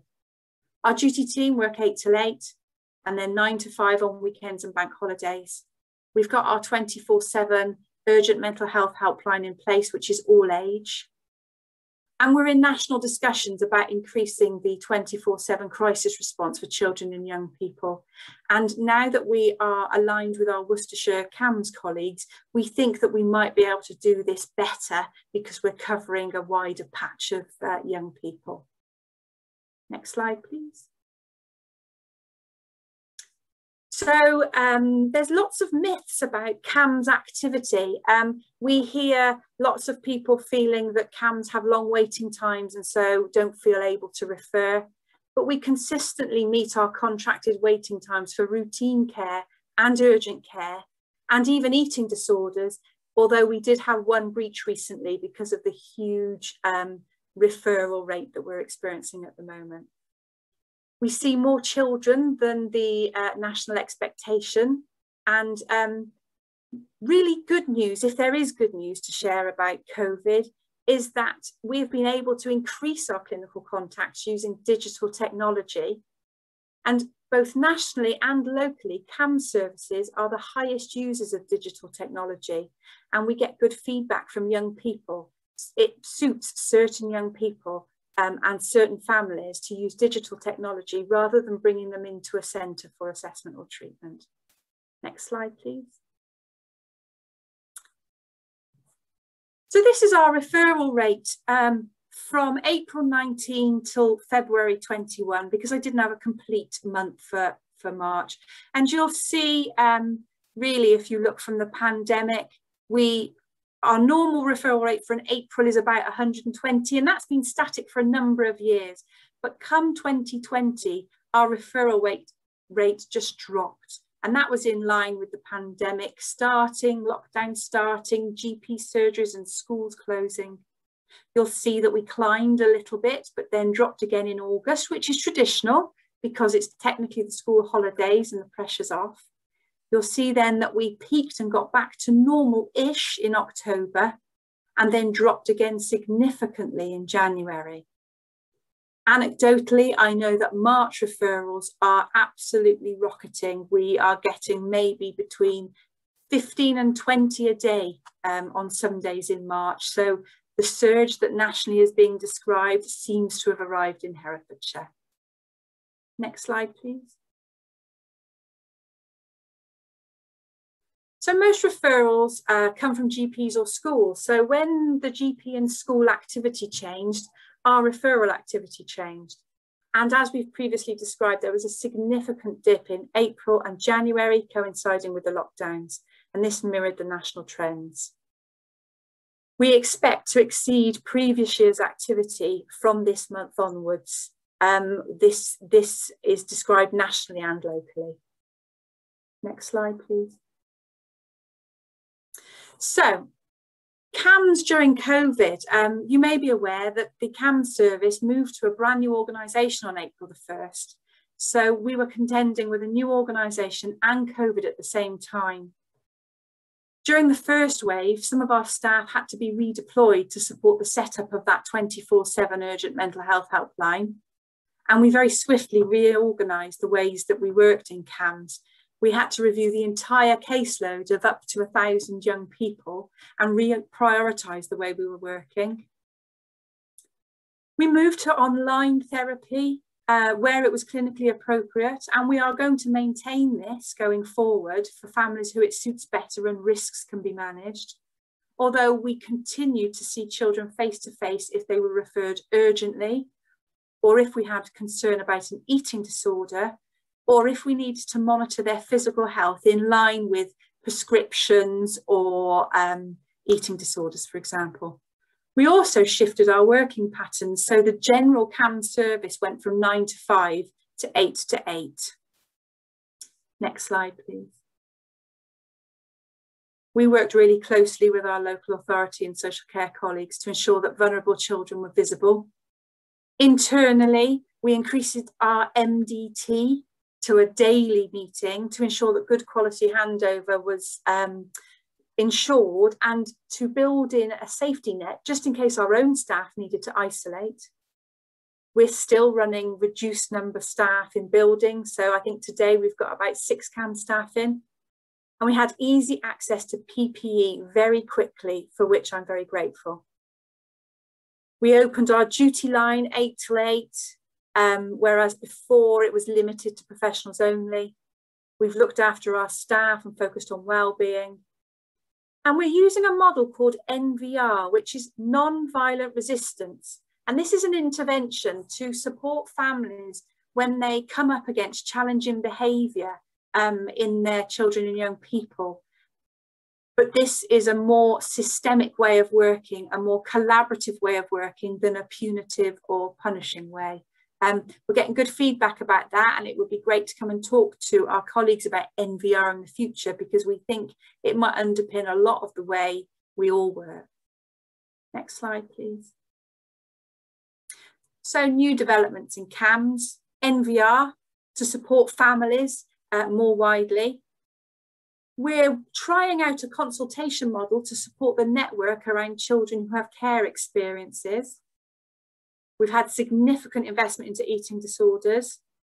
And another really interesting project is deprescribing. So where medication is discontinued or reduced for children and young people who are on a number of different types of drug, and we're not sure that any one of them are working effectively. And finally, we'd like to bid for more mental health schools teams in autumn 21. Next slide, please. I'll just hand over back to Becky for the CLD Trust update. Thanks, Elaine. One of the services we commission, as well as Herefordshire and Worcestershire Health and Care Trust to provide the specialist services, is the Cld Trust, which I'm sure a lot of you will be aware of. They're a voluntary sector organisation working with young people in Herefordshire, and they've worked with the CCG for years, for a good number of years. And I just asked them to provide a bit of an update to you. So some of this is around how they've coped during the pandemic, and they quickly kind of went back to face-to-face therapy via secure video conferencing, but then also they have actually resumed face-to-face service, actually physical face-to-face service back this last year with the appropriate PPE and everything. So they found that worked really well with young people. They also noticed a reduction in referrals, a similar way to CAMS, but then they've been increasing again more recently. They also run the Strong Young Minds programme, which they've recently found out, which is funded through the Big Lottery, and they've recently found out they've got funding again for another 3 years, which is really good news, because that works really well with the counselling service that the CCG commission. They're also in some schools that can commission them directly, and what we try and do is they're also part of our partnership, which is I discussed, as mentioned at the beginning, where we try and bring all this together. And I think that's part of what we've been saying throughout all of these presentations, is there's an awful lot going on, and actually part of that partnership group, and I want to really increase that, really, is to bring all this together so that it's really clear to other areas and partners what we can do, what we're doing for across Herefordshire for mental health and emotional well-being for children and young people.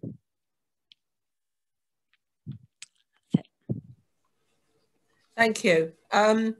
Because we are running, we're running along a bit delayed at the moment, and I've got a member of the committee who needs to speak on the next item, who has to leave at 3:30. Could I ask that the presentation from Healthwatch is followed now, and then we'll ask questions of both Healthwatch and the Herefordshire Mental Health, Herefordshire and Worcestershire Health and Care Trust at the same time.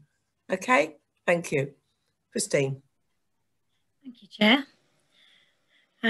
So I'm going to talk about our Children and Young People's Mental Health Report, and also our Schools Forum and Youth Watch. And I should have a presentation coming up on screen from my lovely assistant. Great. So go to the next slide, please. So in 2018, the public voted young people's mental health as a priority for Healthwatch. And it was one of our top 3 areas of work. And we worked on this for about 18 months. You can see on the slide that we had a really varied approach and engaged with nearly 4,000 young people across the county through large events, small events, surveys, focus groups, schools, colleges, outside of school events, and also through youth organisations that work with young people. We started this with a discussion at our Young People's Emotional Wellbeing Partnership group that Becky and others have talked about, to ask other professionals where we should focus, so that we weren't duplicating things we already know, and we try and find out things we don't know.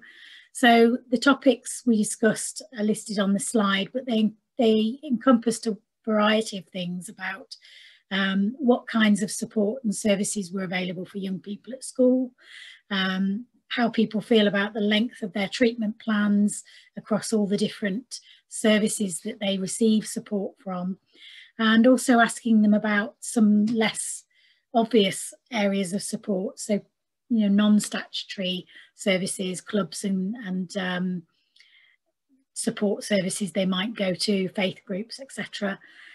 We asked them about using technology and how they might use it to support their mental health or not.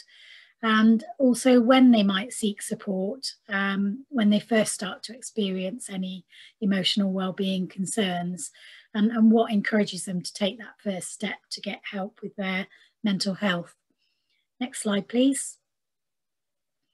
So the following themes emerged from the work, and these really were the springboard for our development of Youthwatch and the Schools Forum. So when we were trying to get this feedback, it was very difficult, which is why it lasted such a long time. And we had to go through so many different existing groups and events to try and get the feedback. We initially thought it'd be very easy to just approach schools and engage with children and young people through schools. But of course, you know, schools are very busy, and it wasn't as easy as we thought. And actually what we discovered was that there was more work needed to have a consistent and regular relationship in which we could engage with young people. So that was the idea where Youthwatch came from. And then the other side was actually, we realised that schools didn't have a particularly coordinated point where they could come together and discuss mental health or emotional well-being and their approach. There were lots of points of resources, and it was quite a scattergun of things that were out there that they could draw upon. But we thought actually what we could do here is something where we bring people together to for that purpose that we could actually use as well to benefit the voice of children and young people. So we also realised that people weren't necessarily, or young people weren't necessarily taking advantage fully of everything that was outside of school and everything in community organisations that was available. And I'm wondering here if this does relate to the theme that's come out today about there being a lot of things on offer, but actually it's not very coordinated, and in places it's hit and miss as to how well it's known about. That definitely came through from children and young people, and we thought that the Schools Forum could help with this and really help with promoting what's going on out there, what the offer is across all sorts of organisations for schools and young people. Young people raised bullying as an issue of concern that affected their mental well-being, and they also raised issues around the environment and location of where they receive treatment for their support in mental health. So I was quite encouraged to see in Elaine's presentation that, you know, digital has probably overcome this barrier for lots of young people, because before COVID this wasn't really being used and people were being expected to go to CAMS, which a lot of children and families found difficult during school days and after school and things like that. So that was specifically raised, along with, you know, the environment in school where children might be receiving one-to-ones with professionals of some description. Often there were cupboards or rooms that were purposed for other things, and they weren't necessarily very conducive to relaxing and feeling confident to talk about your mental health concerns. So they also identified some key digital technology apps where they thought that these were useful and we should be sharing these ideas with more young people. And they gave some insight into the ages that they started to experience emotional well-being concerns and the sorts of things that they would help in their next steps and where they go. Next slide, please. So basically on the feedback that we received, we decided to launch Youthwatch, which I'll tell you more about in a minute. And part of this was that they appreciated a peer-based support model. So, you know, working with other young people in a similar situation, which is kind of the fundamental principle of Strong Young Minds in Herefordshire too. The next one was that we thought we needed to use Youthwatch and the Schools Forum to work with other organisations across Herefordshire who were also looking at children's mental health to address some of the themes that have been identified, which is kind of what we do through the Emotional Wellbeing Partnership group. The next one, it says to continue the mental health forum. Well, that's because we didn't wait until we'd finished this work. We just got on and created a forum. And again, I'll talk to you that in a minute. And to progress some of the findings with agencies through the Emotional Wellbeing Partnership Group. So next slide, please. So we established the Schools Mental Health Forum, and really it had three aims. It's a termly forum for professionals in education and other youth organisations. And the idea would be that people can come together, they can network, they can get some professional development from speakers and people that we bring in to talk about different approaches to mental health. And I'll expand on that in a minute. We also wanted to hear ourselves more from young people in the county. So we used the forum to connect more with organisations and schools in order to get access, if you like, and increase the reach of Healthwatch with young people directly and get involvement in Youthwatch, which was a really successful way to do it, really. And also our third aim is to involve people in shaping the design and delivery of services in Herefordshire, which is a broad Healthwatch aim anyway, across health and social care. But this forum, it gave us an opportunity to ask these professionals who have a stake and an interest in children and young people's mental health directly what they think about how things can be shaped. And I can expand a little bit more about how we've done that. Next slide, please. So this gives you a sort of summary on a slide, really, of the sorts of things the forum has done.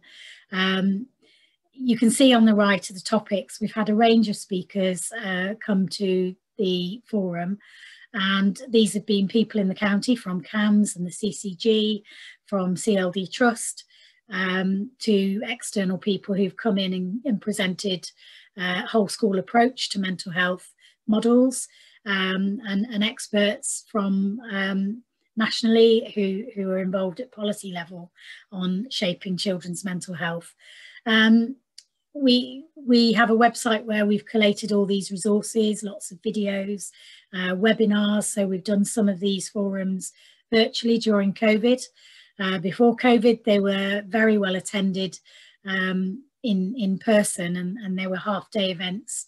And we've had 5 in total with 235 attendees. We follow up with regular newsletters, sharing resources and information and reading lists. And also we've had young people come along to the forum to input into some of the debates and discussions that have been held. Next slide, please.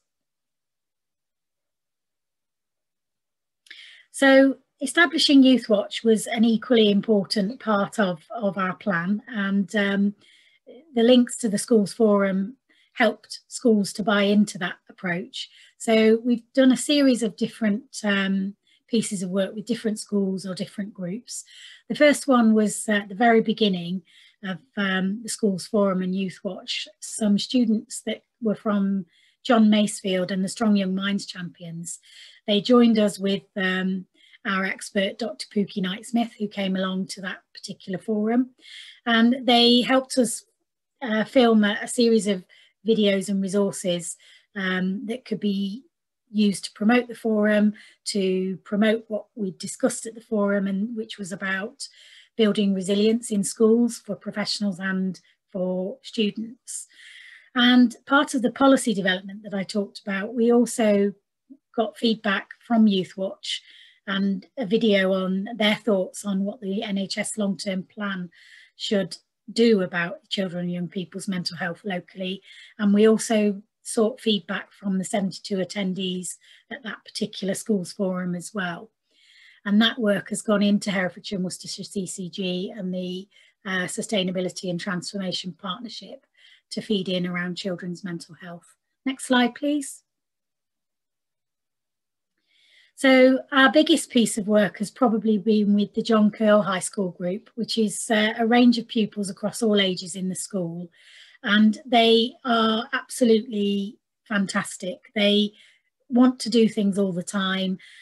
We started out doing an 8-week project with them where we would go in each week. This was before COVID, and meet with them for a lunch session or an after school session, and they designed their own project, chose their own topic, did some research, carried out a survey within their school, and then produced some results for the school, which has resulted in improving the school handbook, changes to what sport is being offered to which genders, and also inputting into what they'd like to see in the assembly. So they've really done some practical things for their school. And following on from that, they didn't want to just leave it there. So they've also interviewed a local GP. They came up with their own questions, and they developed 3 different videos around visiting the doctor and general health, mental health and body image, which are all available online for other schools to use. They helped us judge the primary schools' design a mascot entries, and they recently submitted a series of questions to our live Q&A to an expert panel on COVID, and we produced a fact sheet of answers from those professionals that have been circulated to schools. Next slide, please. So another project that we've done with Youthwatch is to work with the Art College with a lead GP on cancer care to basically create a campaign that would encourage more people from particular groups to come forward for cervical screening. So this campaign involved about 30 students exhibiting their artwork for this campaign, and it really created a buzz of discussion topic around the issues of women not coming forward for screening. Lots of research in the group and lots of participation work with Healthwatch to get this going. And 2 students went forward to the final design, which is pictured on the screen, and we'll be launching that shortly, hopefully with a booking link for women to access cervical screening. Next slide, please. And our last piece of work is something we've done over COVID with primary schools, where we asked students to send in some designs for a mascot to be developed for Healthwatch, which we thought was a fun way of raising awareness around Healthwatch and what we do. And the winner is pictured in the middle there, which is a giant apple. So we'll be making that into a life-size mascot for some unfortunate person in Healthwatch to dress up in. So that's more or less the work of Youthwatch. Next slide, please. So the attached document has the links to all the video resources that we have created for people to follow up on and share if they want to. But the idea of Youthwatch really is that we'll work with any school, any college, and we'll tailor the approach to do whatever it is that those students or those teachers would like us to do. And really our remit is that it's related to health and social care. It tends to be largely around mental health, and that's mainly because that's where the interest from schools has been. So that's probably as much as I'm going to say for now. Thank you. Thank you, Christine. I'm really conscious of the time, members, and I'm conscious of the fact that one of our members has to get away at 3:30, and we want to make sure that we give him the opportunity to speak on the next item. So with apologies, I'd ask that you make your questions succinct and that we try to finish this item by 3:05 so that we can give time to the next item. And what I would suggest is if you've got any questions that we can't address, certainly make sure we get all our recommendations in, but if you've got any questions of either of the 2 presentations that we've just heard that you don't have chance to answer, can you please forward them to Matt, and he can make sure they're passed on to the relevant bodies. I think one of the problems is that Healthwatch has done such a lot with mental health, so the presentation was really full, and it's really important that we have that. And similarly with CAMS, there's a huge amount of information in there, which is really, really important to have. But obviously, with time constraints, it makes it really difficult. So I do apologise. Thank you. Any questions, members? Diana. Just a very brief one. It's all been really interesting, and there are lots of questions I could ask, but I'll just stick to one very brief one to CAMS. I just wanted to know, I'm sorry, I can't remember if the name of our colleague who gave us the CAMS presentation. No. I just wanted to know how you feel about the 18-week wait for assessment? Hi, thanks for that question. So before we joined Hereford and Worcester Health and Care Trust, Herefordshire CCG commissioned us to work to a 4-week wait for assessment.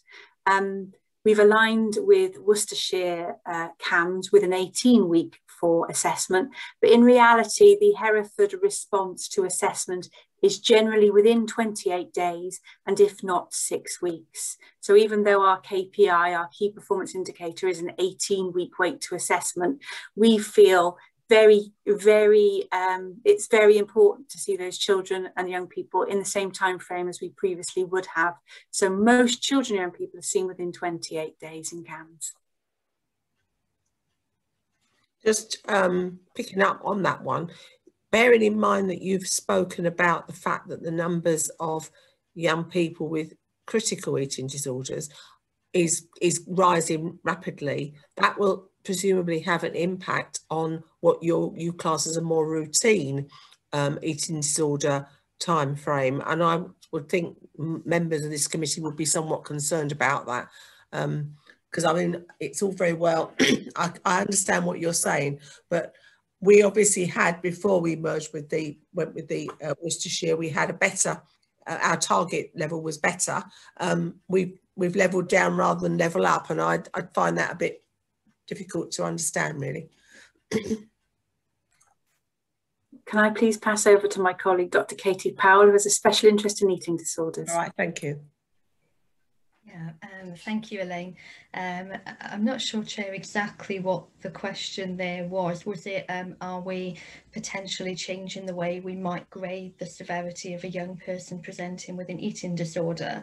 If I've understood, if that was the question, no, we still grade exactly the same as we did before, on the basis of NICE guidance and the Junior Marzipan, which is a kind of piece of guidance issued by the Royal College of Psychiatrists. So it's quite prescribed how you would grade, differentiate between an urgent or a routine eating disorder. We have many more urgents, but that certainly doesn't mean that, you know, we're doing anything different with our routine eating disorder patients at the moment. Thank you. Kath. Chair, sorry, it's Sally Ann Osborne from the Health and Care Trust. With reference to eating disorders, if a child requires urgent intervention, there's a national target sort of indicator. The national waiting time is 1 week. Yeah. For routine eating disorders, it is 28 days. So it's a much shorter time for that particular group of children. I think my concern was, if you get more coming through that have to be seen within 7 days, is that going to impact on your 28 days? Yeah. Right. Kath. Thank you, Chair. Yeah, obviously I wanted to thank Christine for that fantastic presentation, and it's really great to hear all the brilliant work that's been going on at Healthwatch. Really, as I say, all really useful to, you know, campaign.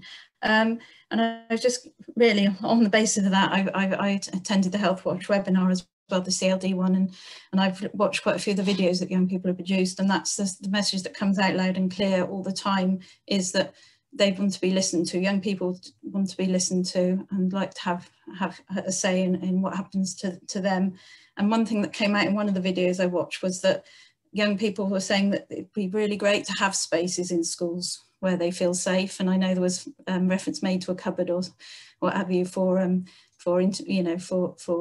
work to be done. And I think that, yes, emphasis should be put on creating really fantastic spaces in school where pupils can go and relax and feel safe. And then I was just going to ask a very quick question from the CAMS presentation, in that I know we heard that 4 high schools were going to benefit from, obviously, the programme of mental health support. And I just wanted to ask quickly then, how were those schools chosen?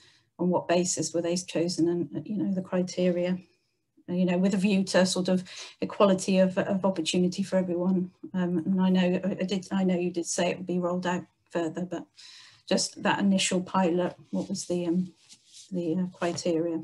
I'll hand that over to Becky, because she was instrumental in the selection of the schools. trying to unmute myself. Yeah. So the team. The way that the mental health support teams in schools work is that each team has 4 education mental health practitioners assigned to that team. And when we bid for it's a national prescriptive programme. When we bid for the programme, we said we wanted a team in Herefordshire that covered every high school in Herefordshire, and including the special schools, which is what we will get come November, which is when it's going to be fully operational. But in the first 12 months, when those education mental health practitioners are doing their training, what we were asked to do, but by the university and by NHS England, was to identify schools that would act as placement schools. So those 4 schools, one for each education mental health practitioner, were asked. We wrote out to all schools to tell them that they will eventually all high schools will eventually get the model, but we asked for an expression of interest. So we worked with our colleagues in education. So Les Knight was on the panel, another one of Les's colleagues as well, to assess these expressions of interest.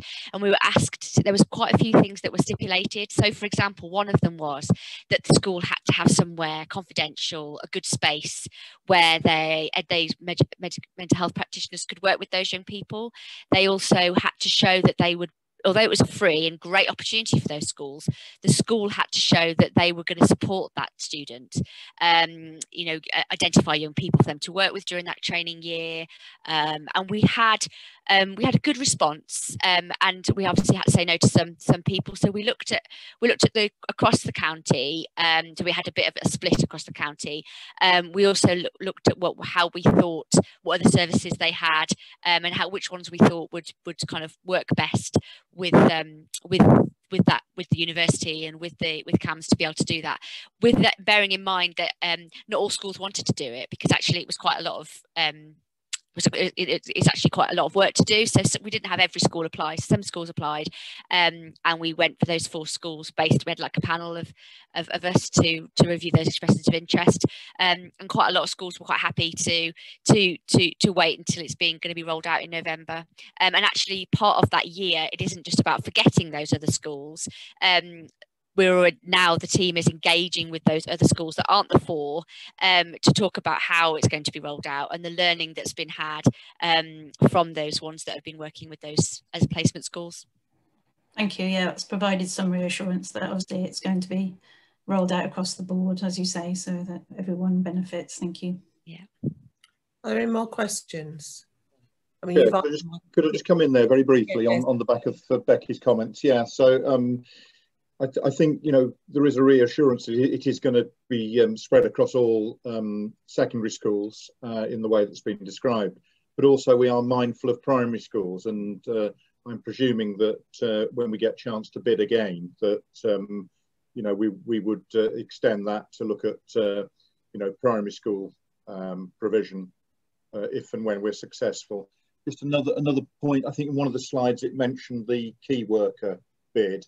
Unfortunately, we haven't been successful with that. We were notified yesterday, so there may be further opportunity to bid for that at a later date. So, thank you, Les. Are there any other questions? No. Right. Can you display the recommendations, Matt?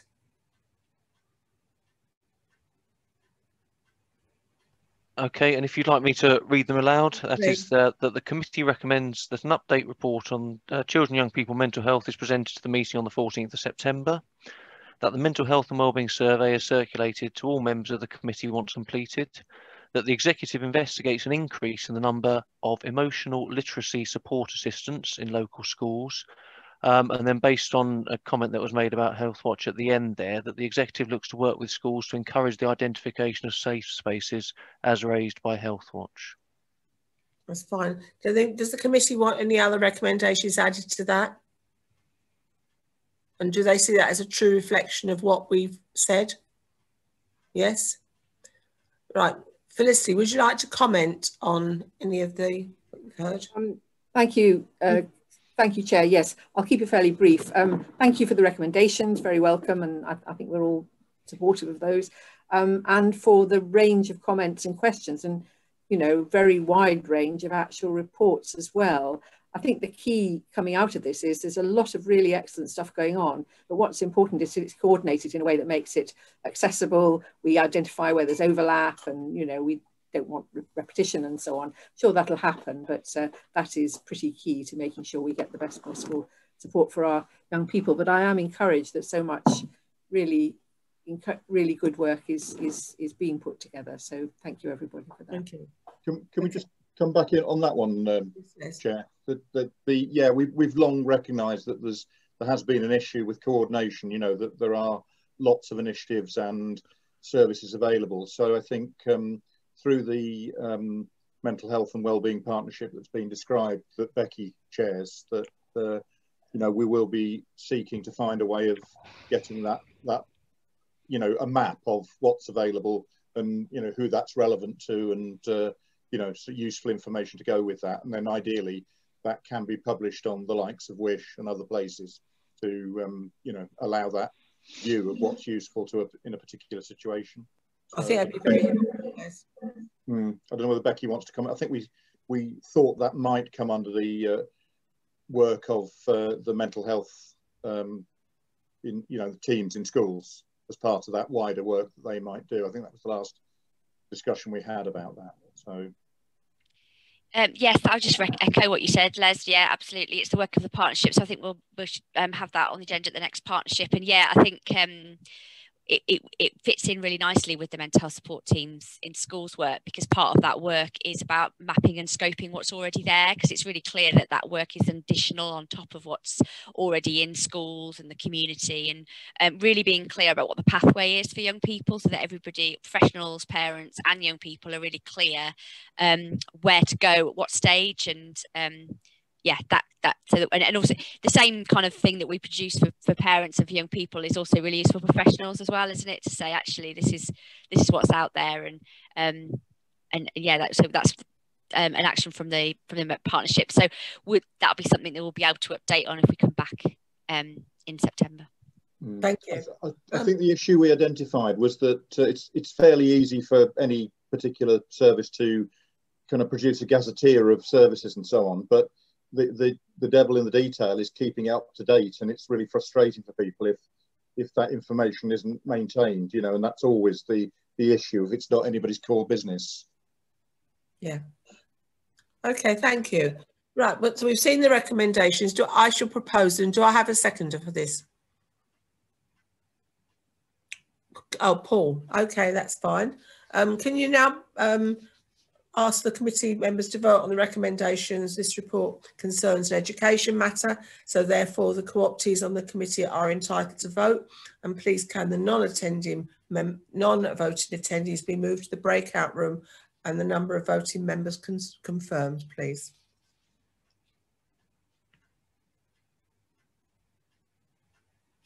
Could you please bring up the voting poll? Just a slight delay while we're getting rid of the non-voting members. Oh, right. Bear with.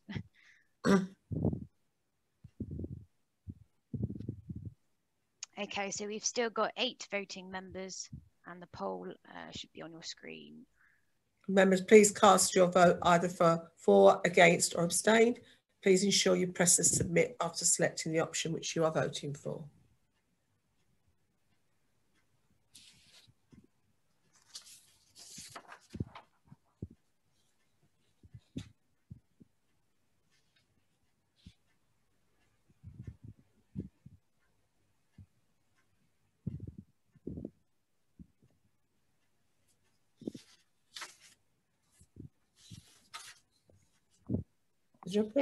Just waiting for one vote, Chair.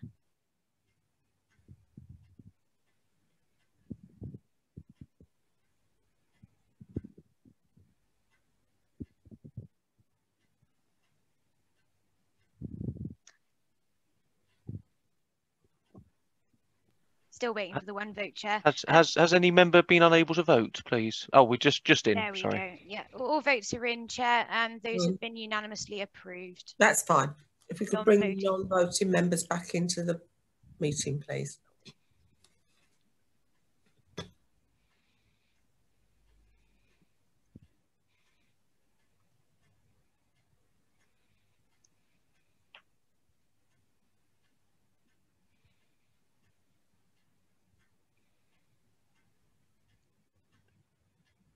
Thank you. And for those of you who want to stay for the rest of the meeting, you're welcome to do so. And we now move on to item 8, which is the Herefordshire Capital Investment Strategy 2021 to 2030, for specialist settings, educating children and young people with special educational needs and disabilities. On this item, Mr. James will now act as a witness for this item and will not vote on the recommendations.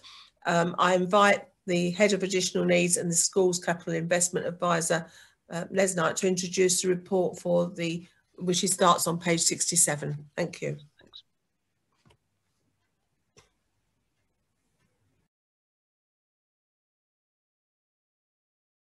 Would help if I come off mute. Yeah,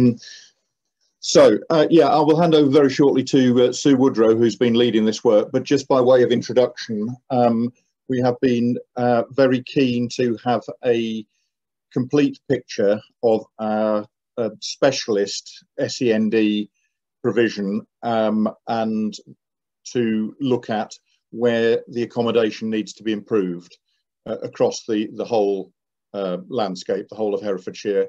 And this is what this piece of work does, in that it identifies where there is good quality provision and where there isn't. So but there's a lot more detailed work that has gone on behind that, and Sue will describe that to you.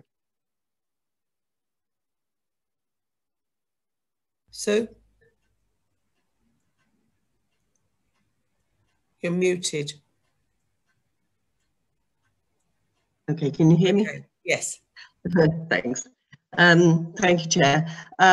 Yes, I've been working with Les for about the last 3.5–4 years, developing a strategy which would look at all of the settings, the accommodation. We're not talking about the quality of the educational provision, we're talking about the accommodation, children and young people with with need for specialist accommodation, not mainstream school, actually attend. And the drivers, I suppose, for developing the strategy initially were anecdotal, noticing that the pressure on places within these settings was growing.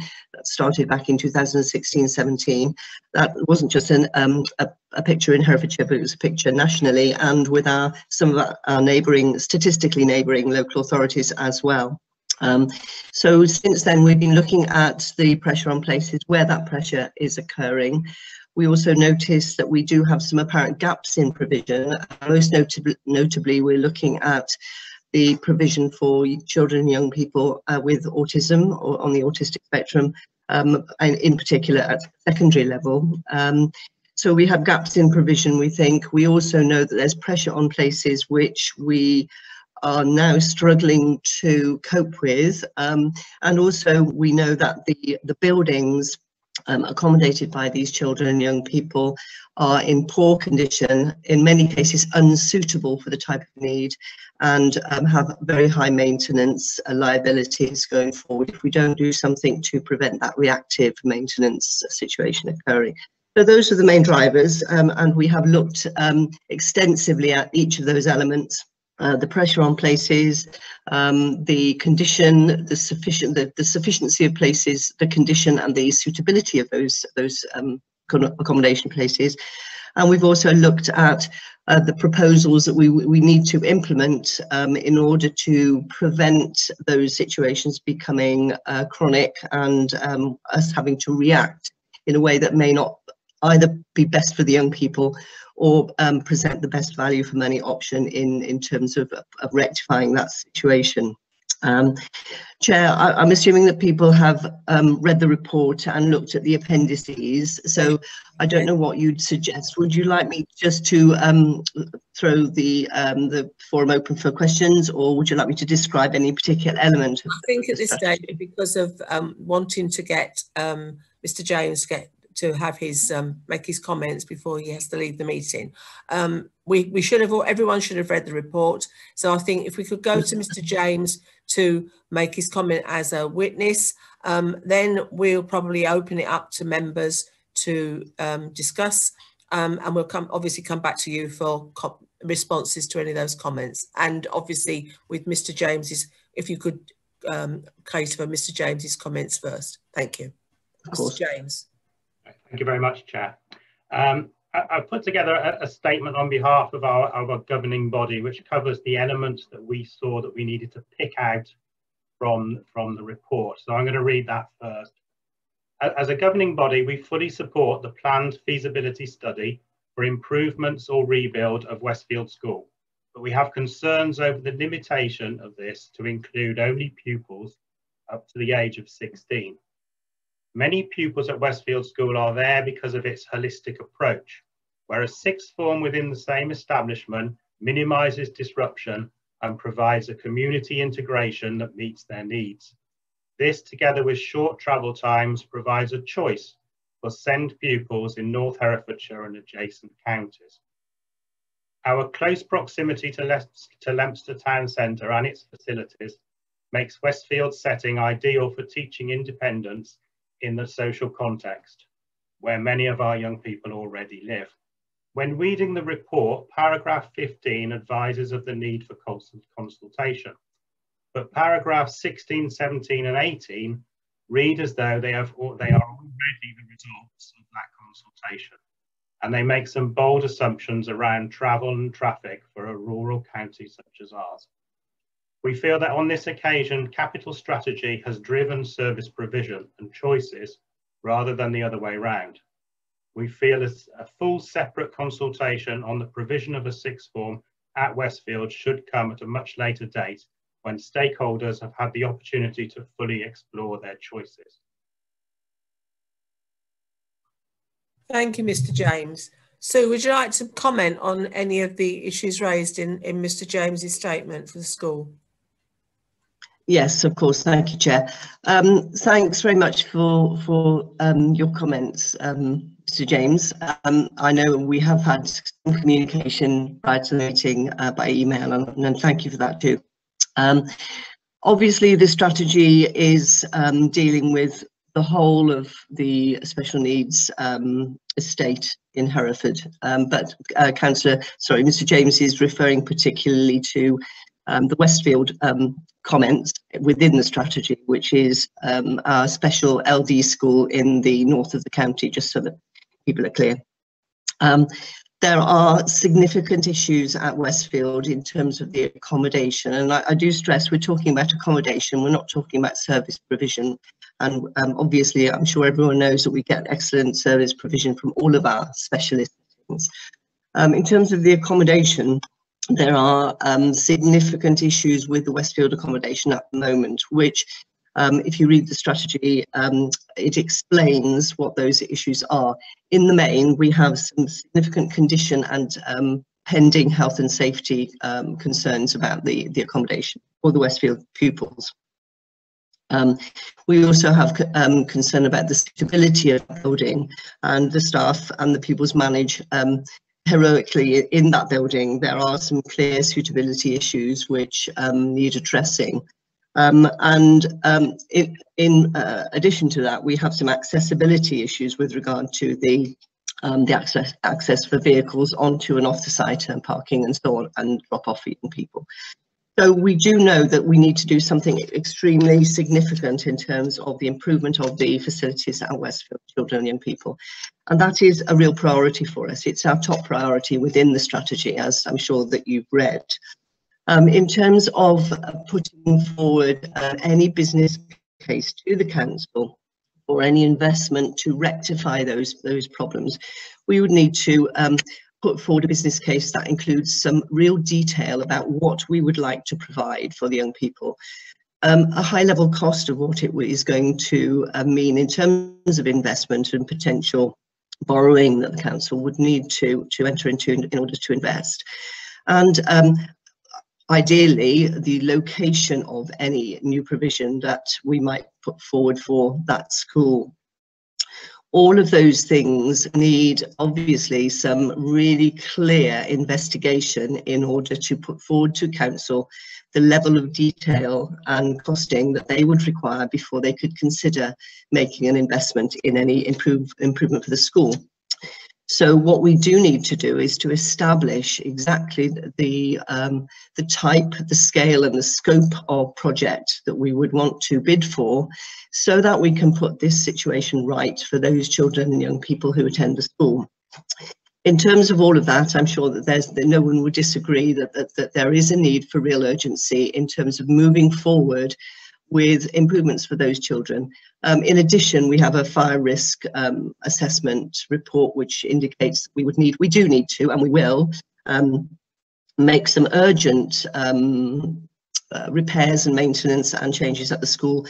But in reality, what we really need to do is to improve the whole. And we can't just keep putting a sticking plaster over this building. We need to provide those children and young people with a building that's equitable with other specialist settings and with other schools, mainstream schools that other young people enjoy.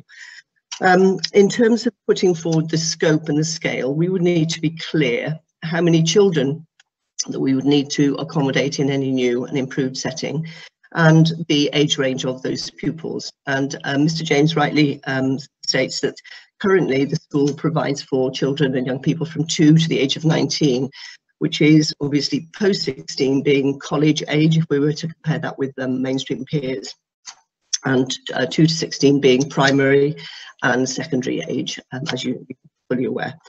What we need to consider, therefore, is how many children. We have done a lot of work into numbers of children and young people in Herefordshire that may require specialist settings over the next 10 years. And that's quite a complex bit of data to produce. And what we can't do is just to forecast, like we would with school-age children in mainstream accommodation, just forecast the numbers of children coming through, look at the birth rate and so on. We have to factor in what we know about historically the trend of numbers of children and young people from mainstream, from the whole school population who might need specialist accommodation. Les Knight and I have done a lot of work on that, looking back, right back to about 2015, and prior to that, looking at the trend both in Herefordshire and nationally, and also comparing with our statistical neighbours. There are 10 other local authorities that are similar demographically to us. So we have done a lot of work on that. And we've discussed that with the Director of Children and Families and the Assistant Director, and put forward our rationale for those numbers. We do know that we need to provide a modest increase in numbers of places in LD, learning disability schools. And we have started the ball rolling in 2017 by bidding for a college or a 16 to 19 setting for children and young people in Herefordshire to attend. Currently, those children or those young people attend settings in Leominster, at Westfield School, and also at a hub of Bars Court School in Hereford City. Both of those accommodation, you've heard about Westfield already, the accommodation there is poor, and the hub, which is accommodated currently by Bars Court 19 pupils, is also poor. We put forward the bid was accepted, the DfE is completely funding and implementing that new build, and the college will be ready to start in September of this year. It's all going to plan and it's all looking very exciting. In looking at the future for both the hub and for Westfield, we obviously recognise that for both of those settings, the impact of opening a new college, a sort of a bespoke college for children to attend and for us to commission places, would have an impact. Bars Court will have decided to close their hub and to move their children and young people into the new Beacon College when it opens. And we have had lengthy discussion and quite a long sort of ongoing discussions with the head at Westfield and the chair of governors and the vice chair.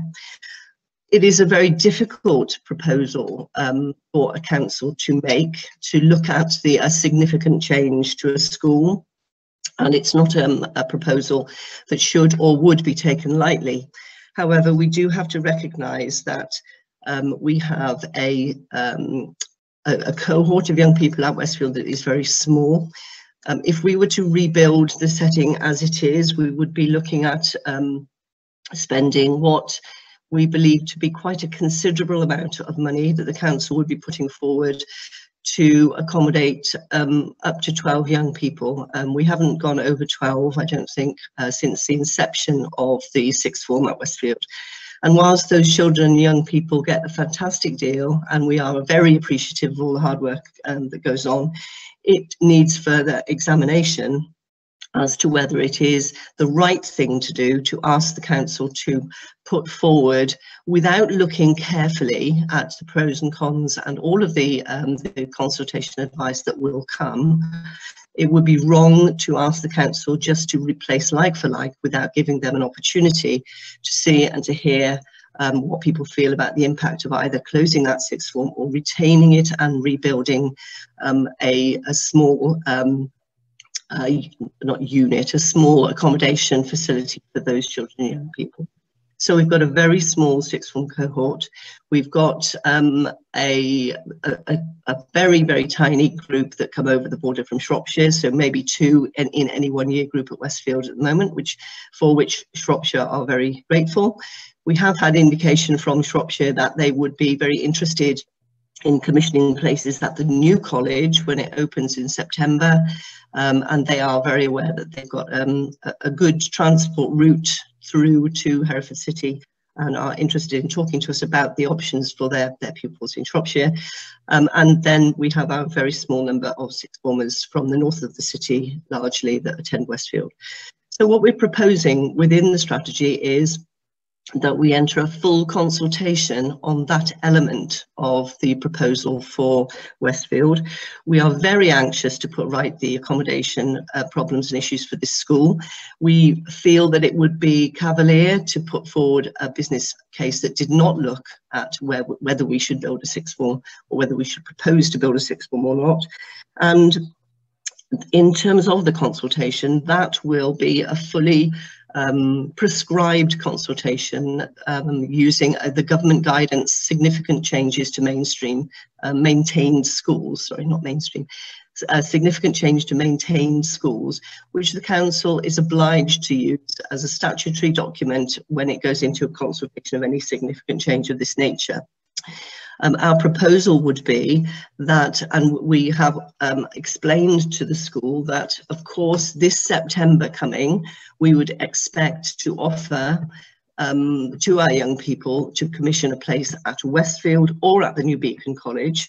And should the consultation then sometime down the line, as it rolls forward, should that consultation lead to any sixth form closure, then the children and young people that have already started at the school would and should be able to maintain their place until they finish their sixth form education.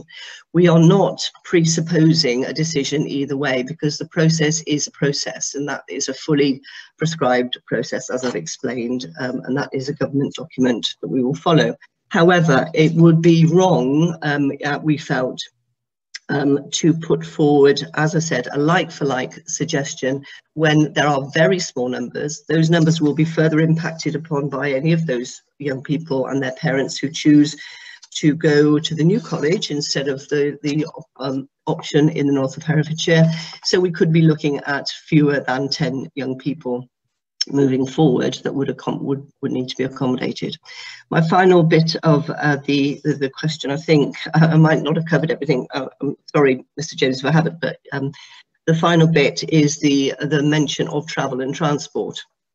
We have a very large, geographically large county. At the moment, our children and young people post-16 from the east and the west and the south of our county all travel into the hub at the city centre in Hereford currently, and they manage that very well.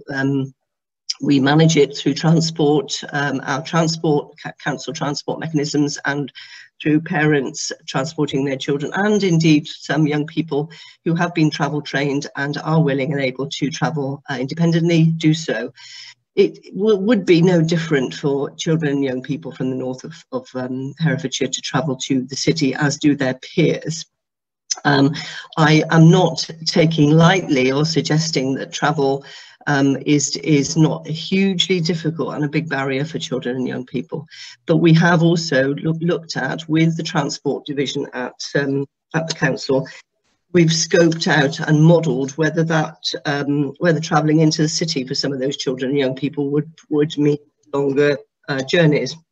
And actually, the modelling at the time, using the young people at the time, because cohorts change year on year, as I'm sure you'll know, using those young people, the model proved that we could actually, if we do a revision of our transport routes currently, which are a bit historical and a little bit all around the houses, that it would not mean that children would have to increase above the 45-minute highest journey time at the moment that they do, that they travel.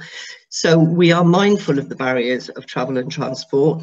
We know we live in a rural council, a rural county, but with the changes that I think we would put in place to remodel those transport routes for all young people, not just the north of Hereford young people, we feel that we could cater for those needs, you know, in a way that would not impact on them severely.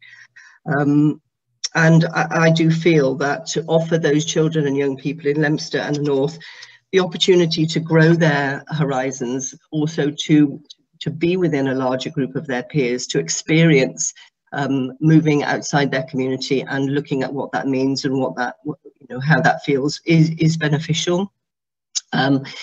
And it also gives them the opportunity to stay within their community if they so wish. The Cld Trust, who are going to be running the new college, has pledged that any child or young person that wishes to complete any work experience or any learning outside in the environment that they currently do, whether it be from the north or the other parts of the county, would have the opportunity to do so.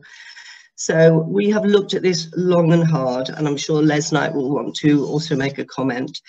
We're not presupposing the results of any consultation that will come at a later date if the strategy is adopted, but we do feel that it is right and proper to raise this as something for the council to look at. That's good. I do have to leave for another call, I'm afraid.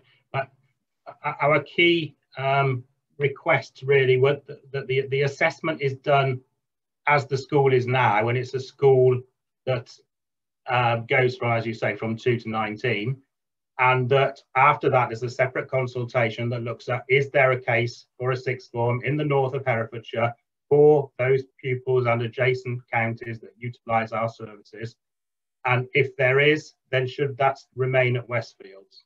That's our request really for the council and for the scrutiny committee to consider. I do have to leave for another call, but I think the only thing I would say, Mr. James, before you go, is I understand your concerns about other counties, but the scrutiny committee really is primarily, we're responsible for the pupils of Herefordshire.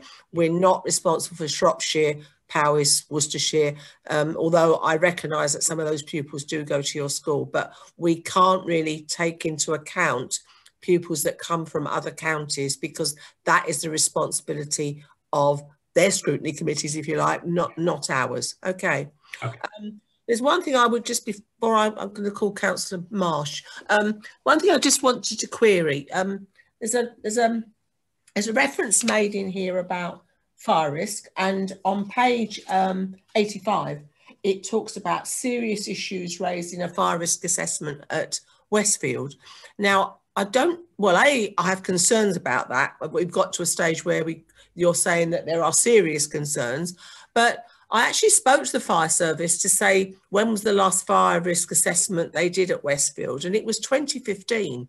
So I'm assuming and I've seen that risk assessment. So and there's nothing on there that is what I would call serious. I mean, I'm not an expert. So I'm assuming that this risk assessment, this fire risk assessment, hasn't been done by the fire service. It's been done by an independent contractor or somebody employed by Herefordshire Council, because it's not been done by the fire office, by our Hereford and Worcester Fire Service. Yes, thanks. Do you want me to address that, Chair? Yes, the fire. Sorry, can you hear me? Yeah.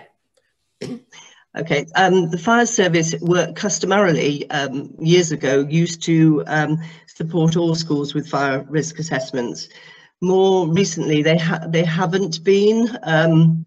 And it's more customary for schools to commission, either through the local council, the safety officer, who's I can't remember his name, well, his surname, it's Kaz anyway, but he would then arrange or recommend a consultant or a contractor to come in and do a fire risk assessment. Westfield actually commissioned the assessment themselves, but they acting on the advice of our council health and safety officer, who pointed them in the direction of a contractor that would complete that for them. And I can actually...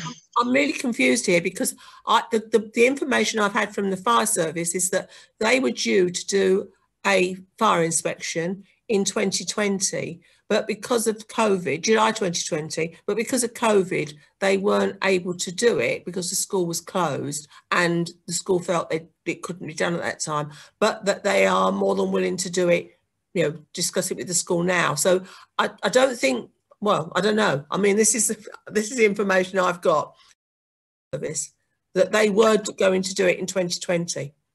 I don't know the details of that. That would have been obviously the school, the leadership of the school that would have arranged, but the school approached us. In fact, I sat in a meeting with the head and with Les Knight, and the school approached us with regard to their concerns, and we actually offered to fund the fire risk assessment. So we actually picked up the bill for that. And that report was a full and detailed report, which we then received. And obviously it reflects, the report reflects that, in the opinion of the assessors, that all three buildings were failing in an aspect of fire safety, and in particular the sixth form block, which was an old adult social services block, I think, which was recommissioned for the school some years ago. But in particular, that block was of concern. So I do need to point out, in order to allay any fears, that our capital maintenance programme, the person that organises that, has responded to that in terms of emergency works, because clearly we can't leave the situation as it is and wait for the significant improvement. We need to put right those things now. So those are being responded to, and they are part of the capital maintenance programme for this year. But no, it was not the fire services. I'm not sure why, if they were expecting to go in, but I could check that with the school, with the leadership, if you need that information. That's fine, you've explained. That's fine. Councillor Marsh. Thank you. Yes, I'm been asked to speak because Westfield is part of my ward. There may be some background noise because we've got roadworks in the road. Can you hear me all right? Because I could turn up the mic. You can. Fine. Yeah, I would like to very much endorse the points made by the Westfield governor, and I'm sorry he's had to go. I would like to strongly support his recommendation that the feasibility study is disentangled from the consultation. It seems to me, to take words that have been recently used, seems to me cavalier and wrong to undertake a feasibility study that will never be allowed to be, you know, it's a once-off, there won't be another one. To do that, having limited the scope, which will effectively mean there is no consultation. It will mean that any consultation is meaningless. The question in the strategy said, do you support a feasibility study for 2 to 16-year-olds? And not surprisingly, this was extremely confusing for Westfield parents who supported the feasibility study but didn't support the 2 to 16-year-olds. And that hasn't been a helpful addition. And it does, it's very difficult to see how a consultation could be sensibly undertaken when a large sum of money has been invested in a feasibility study which explicitly excludes 16 to 19-year-olds. So I know that Westfield welcome the feasibility study, and I would strongly ask the committee to recommend that the age range is removed from the feasibility study and that the consultation is a separate consultation. The whole point of the Beacon bid was that it would increase choice for pupils And I understand it's not impossible to close provision, but certainly the aim of central government was to give greater choice. And again, apart from anything else, I feel it's not a good look to make the feasibility study basically the vehicle for the closure of a sixth form. So I suggest that the age range is removed, that there's a separate consultation. And it's also unfortunate that Westfield schools still haven't seen the responses to questions 3A and 3B. Given how confusing those questions were, perhaps they haven't missed much, but yes, that is a pity. And I know that the governors have been pushing, for this for many years, and it's a sort of, it seems at the moment a bittersweet moment that they are both delighted that there is finally an understanding of the needs of their pupils and the study, which they're thrilled about, but at the same time this unnecessary conflation of two quite different issues. Thank you, Councillor Marsh. Does any other member want to make any comments? Can I respond? Do you mind if I respond, Chair? Thank you. Thanks, Councillor Marsh. Thanks for your points. If I could just respond to a couple of the things that you mentioned. Firstly, the bid for this special, the free school college was not on the basis of choice. It was on the basis of 20 extra places. So we were looking to provide accommodation for our current population and also to modestly increase the numbers of places that we could offer. So that's not quite accurate.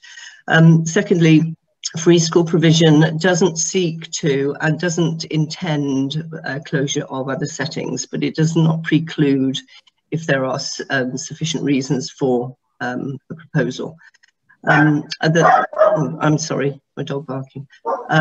Thirdly, of course, it would be illogical to conduct a feasibility study into something that we don't yet know the answer to. And I'm sorry that you've been misinformed. We responded to the head and the chair of governors when they raised that issue, and we explained that we would include the 16 to 19 feasibilities setting into the feasibility study. So that is actually within the study. So I'm not quite sure why you feel that it isn't. I'm a bit confused myself, Sue, because on page 86 of the report, it says proposed course of action, pursue option D by undertaking a feasibility study in the best way to achieve improved accommodation for a 60-place Westfield school for 2 to 16-year-olds. Consult 2021 on a proposal to close by phasing out the Westfield sixth form starting from September 2022. Yeah, you're absolutely correct, Chair. But subsequent to that consultation being shared before it went out with the head and the chair, they requested that we actually, until we knew the outcome of the consultation, that we include, albeit separately, within the schedule for the feasibility, a 16 to 19 setting for up to 12 young people. So what we've got is we are still proposing that the best option would be to build a 2 to 16 setting and implement a consultation on closure. However, we recognise that because we have not yet consulted on that sixth form element, we need to collect all of the information, because if the consultation later on this year leads to the council saying, well, actually we want to keep this sixth form element open, we will then have the information about the cost and the details.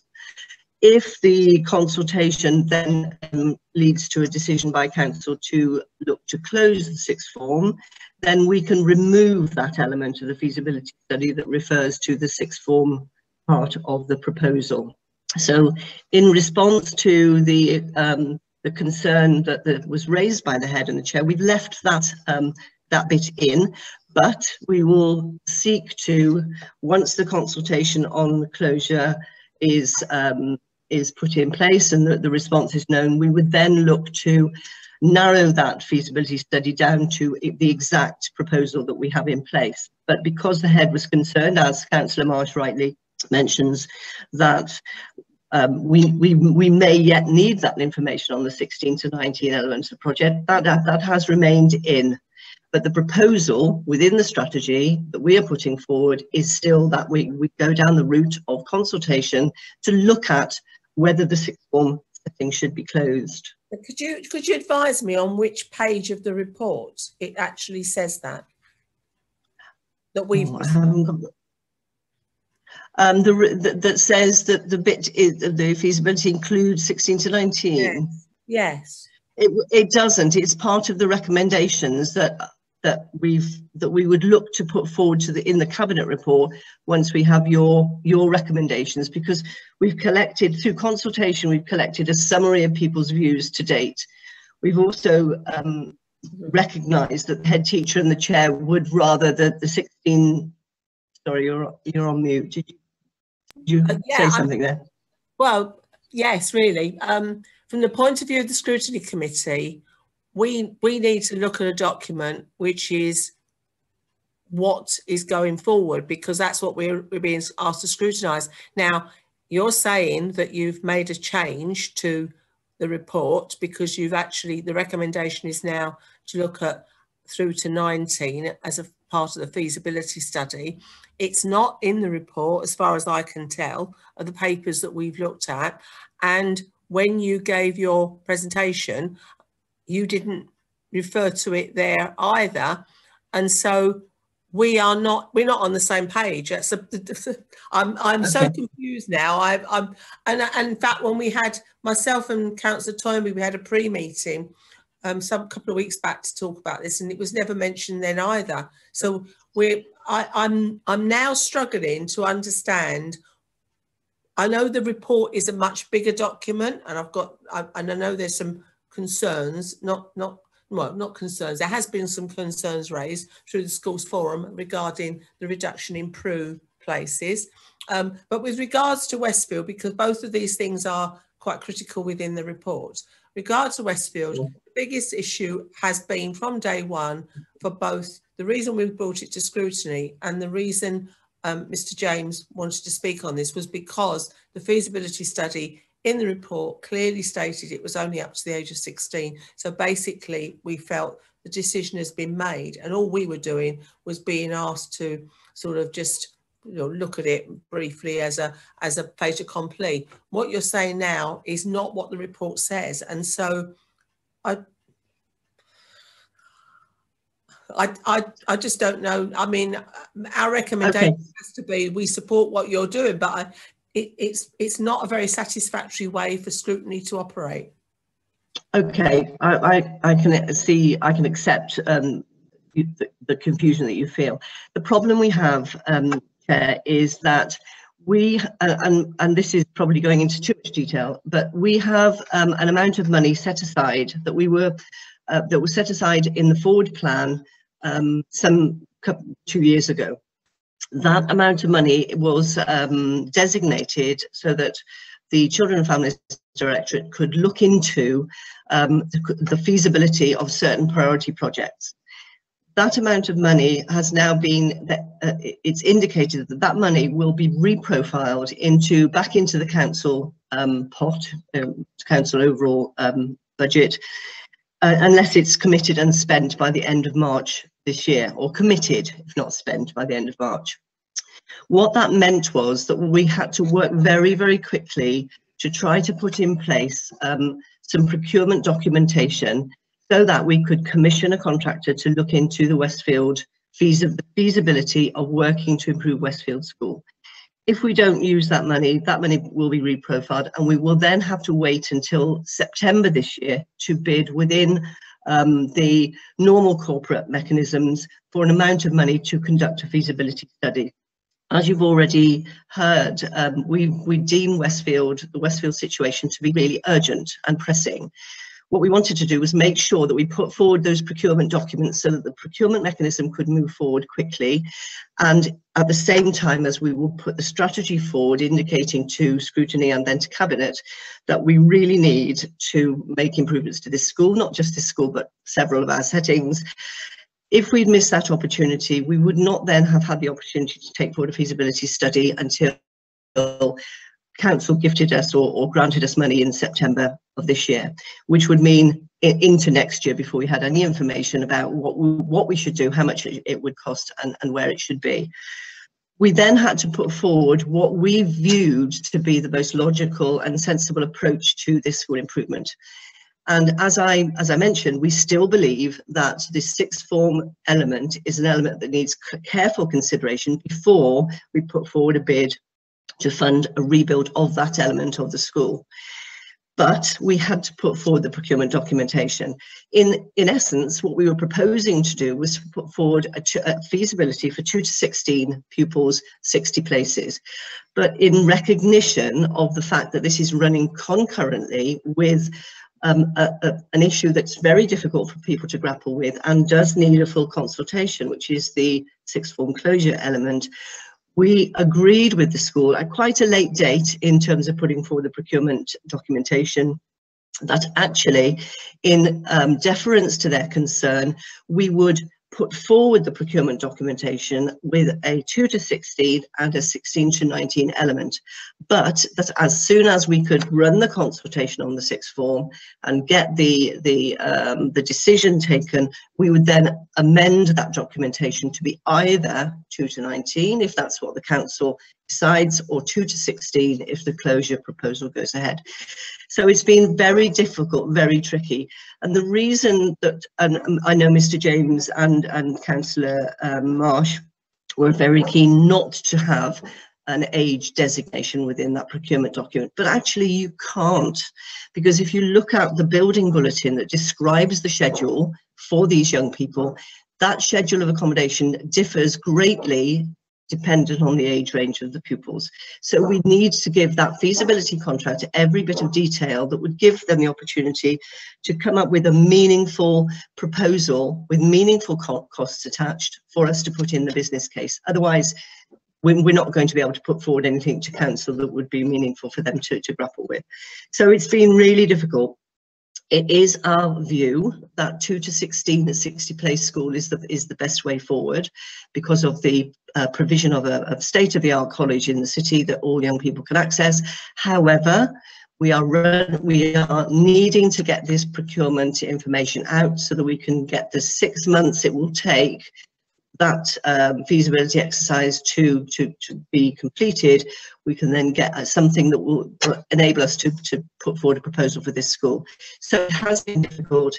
I'm sorry it's presented you with confusion.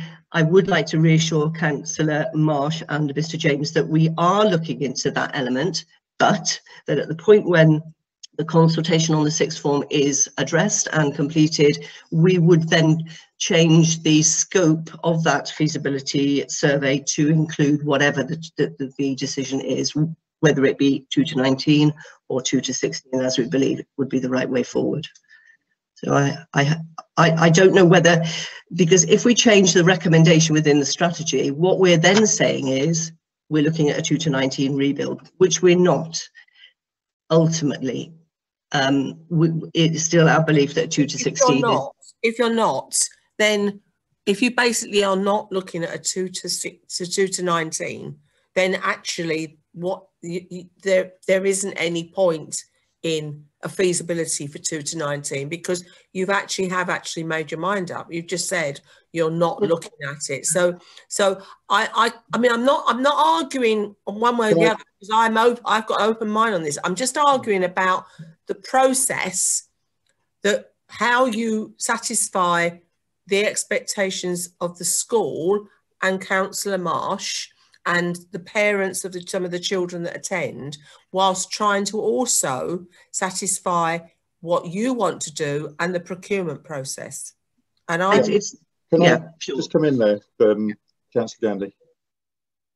I mean, I think that in a strategy of this nature, we have put forward our recommendation based on the best information we have at the current time. But in response to school concerns, we have extended the feasibility study to consider both sets of age ranges, if you like, because ultimately it will come down to a decision of resource, I would suspect, as to whether the council wishes to borrow the additional money to fund the sixth form element of that. I mean, our recommendation is not that, for that reason, really. So, but we are, you know, we have to adopt a position, but we are mindful that other people may hold a different view and are therefore gathering information that would support an open decision about that by the council. Yes. Okay. And I suppose following on from that, whether you know, we need to amend the information going forward from here in the light of a recommendation from yourselves, so that perhaps is clearer. Yeah. Okay. Councillor Howes. Yes, thank you, Chairman. It's obviously a complex subject, so I'm sort of looking at it from an outsider and a layman, if you like, asking obvious questions. I've probably got as many comments as questions, but I understand all the stuff about health and safeguarding, and that's some of the basis for the decision. It seems to me like, or not, I've said decision, that's a Freudian slip, because as you said, it sort of feels like it when you read through it, a decision's been made, just a very strong argument being made on the business case. And, you know, I'm not comfortable with that, having read all that. One of the things I'm not comfortable with, and I haven't grasped this from what I've read, why is the school okay for 2 to 16, but not okay for 16 to 19 on all these issues? Is it just separate buildings that they're the buildings that need a lot of funding to make them up to standard? So I don't get that. It seems like there's an illogicality to me, a bit sort of like making the case fit the business case rather than what I think is a really more important point. That I've been reading the parents' responses, and they're only obviously a small number of them, but they're really heartfelt. Like one says, it would not be appropriate for my child to have to go to a new college. And there's a real human case here against a business case. And it would not clearly satisfy or be appropriate for some of those children. And it is a conflict to understand the budget and the business case versus the human case. I don't think the human case is adequately made, if I'm honest. I think it's really important to consider that. I don't see why an option shouldn't be to consider investing to make the 16 to 19 suitable at Westfield. I don't see that there has to be a logical case that should be on one location if we are expanding it. Understanding all the issues about money and budget, it's the young people we're talking about. And I support what Councillor Marsh and Mr. James have been saying about making it clearer, easier to understand, separating. I think that does need to be done. But I'm making the central point. I don't think the human case here is being made at all adequately. It's more about a business case. I'd like to see more about comparative cost, but I'm sorry if I've missed it, but I haven't seen what is the comparative cost of in field, or at least the bits that are suitable for 16 to 19, because that seems to be what's being said. And I haven't seen anything which said it is only their accommodation. So I'd like to see more about the comparison of costs, and I would like to see more about the human case being made as an option, because at the moment it seems to be driven by business case and not the human case. I think that pretty well sums up what I feel about it. Thank you. I think probably to answer the question about the costs, that will be determined by the feasibility study, and that's where the including the sixth form element would give us a cost for that, and then, you know, ultimately a decision would have to be made about that. You know, a council decision would have to be made about whether they wish to invest that additional level of investment when I suppose the argument is that we have a new state-of-the-art sixth form building being built in Hereford, and there are children from other parts of the county that also have to travel there. So, you know, if we're talking about equity, it's not necessarily you know, a simple argument, as you say. You know, that what we're trying to present people with is the factual information, so that they can make that decision. Les, am I not right in saying, I think, that one of the issues is the fact that from a point of view of space, in order to comply with legislation, regulations now with regards to what young people with special educational needs require, Westfield would struggle to provide that level of space on the site. And anybody that knows the site in Leominster will know there's no scope for increasing the size of that site, really. Is that right? Yeah, I just want to come back on perhaps what I picked up, maybe what Councillor Howell's thinking, that it's somehow a redevelopment of the current buildings on the Westfield site. And actually what we're talking about is a fundamental rebuild of a school in Leominster, special school in Leominster, which may or may not be on the current site. So, and therefore it does become an issue of the space guided by Building Bulletin 104, I think, which sets out the space for different types of SEN provision. And it's quite, you know, compared to what any of our special schools, other than the ones that have been rebuilt, it's quite a different standard that is now set by that Building Bulletin. So it's quite expensive to fulfil that, you know, that requirement. I think the other thing that Philip referred to is, am I right in believing from what Sue said, that the present cohort of young people at Westfield will see out their time through to sixth form if that's what they want to do? No, what we said was that anybody entering the sixth form as of this September would be seen through their sixth form time. I mean, if you think about the rest of the school, there's potentially 14 years there, you know, so you'd effectively be holding a, you know, if the decision came to pass, you'd have, you know, a long period of time where you'd have, and potentially you'd have very few pupils in there if some parents make the choice to move. So that's not prejudging the basic decision about the sixth form, but that's the undertaking we've given, that anybody starting the sixth form this coming September will be seen through to the end of year 14. Yeah. Councillor Mark. Oh, sorry. Sorry, can I just make a point, Chair, as well?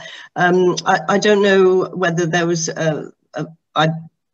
there was a misconception about the unsuitability of the whole of the building at Westfield. It's not just the sixth form building, it's the whole, all three of the buildings that are not fit for purpose. And as Les mentions, for example, the corridors within the main school building are far too narrow for two wheelchairs to pass comfortably. And there are a whole host of other suitability issues. So it's a complete investment in a complete, probably new build. We're not trying to second guess what the feasibility will say, but there is little chance that the school can be redeveloped to the sufficient scale and compliance that it needs to be on that site. So it's a full-scale feasibility into the best option for this school going forward. The second bit I'd just like to point out is we haven't put cost comparisons in because actually we've got a whole range of strategies included, proposals included within the strategy. And with regard to human scale, we have given consideration to human scale, but this is a document that is trying to persuade the council of the need for a strategic approach to the whole. We are talking now about one element. There are many elements to the strategy, and we can't cost everything and compare costs of everything because each project would be brought forward in its own right as an entity using the council corporate project management procedures, which would all be subject to scrutiny, each one as it comes forward in detail. So we're talking about a holistic approach using the best information we have about numbers of children we need to accommodate and proposing some of the ways that we might need to move forward each one of those proposals will come forward within that 10-year strategy life cycle as a proposal in its own right. It would be brought forward to feasibility, it would be brought forward to a business case, which council have to have in terms of money to put forward for these investments. And, you know, I have been a teacher, and my career is in teaching. I'm very mindful of every individual child, but at this point we're looking at a strategy. The strategy recognises that there is real need at this school for rapid investment in the right things. We do need to gather information, and we're trying to gather information that will not skew a decision later on by council, because it's not our decision to make. The council will need to take the decision based on the consultation that goes forward about whether to close or retain this sixth form. What we're putting forward is a procurement document that enables collection of information about building either 2 to 16 or 2 to 19, so that when that council decision is taken, we can have the information at our fingertips to push forward really quickly with asking for investment. We're not here at this moment in time to make the decisions about the sixth form closure. We're here to propose what we feel will be the right way forward, but we're not second guessing that decision that the council will take. And I think, you know, in essence, that's where we are. Mr. Marsh. Sorry. Just want to say that does offer some clarity, and thank you very much for taking the trouble to make those answers. I understand what you said about the young people. And a thought that occurred to me, and I know we can't do that because of safeguarding, but and proper facilities, but the familiarity more than state-of-the-art facilities is more important to these young people, and keeping the familiarity and the continuity is a key thing.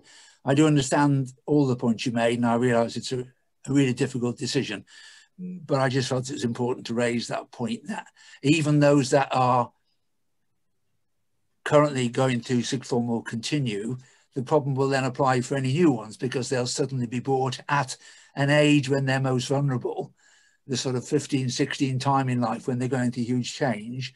They're going to be forced to make, or at least potentially, and I take your point about no decisions made, that at that time in life, if a case is made that this facility will be closed and they'll have to go leave that and go somewhere else, that is going to put considerable problems in their way.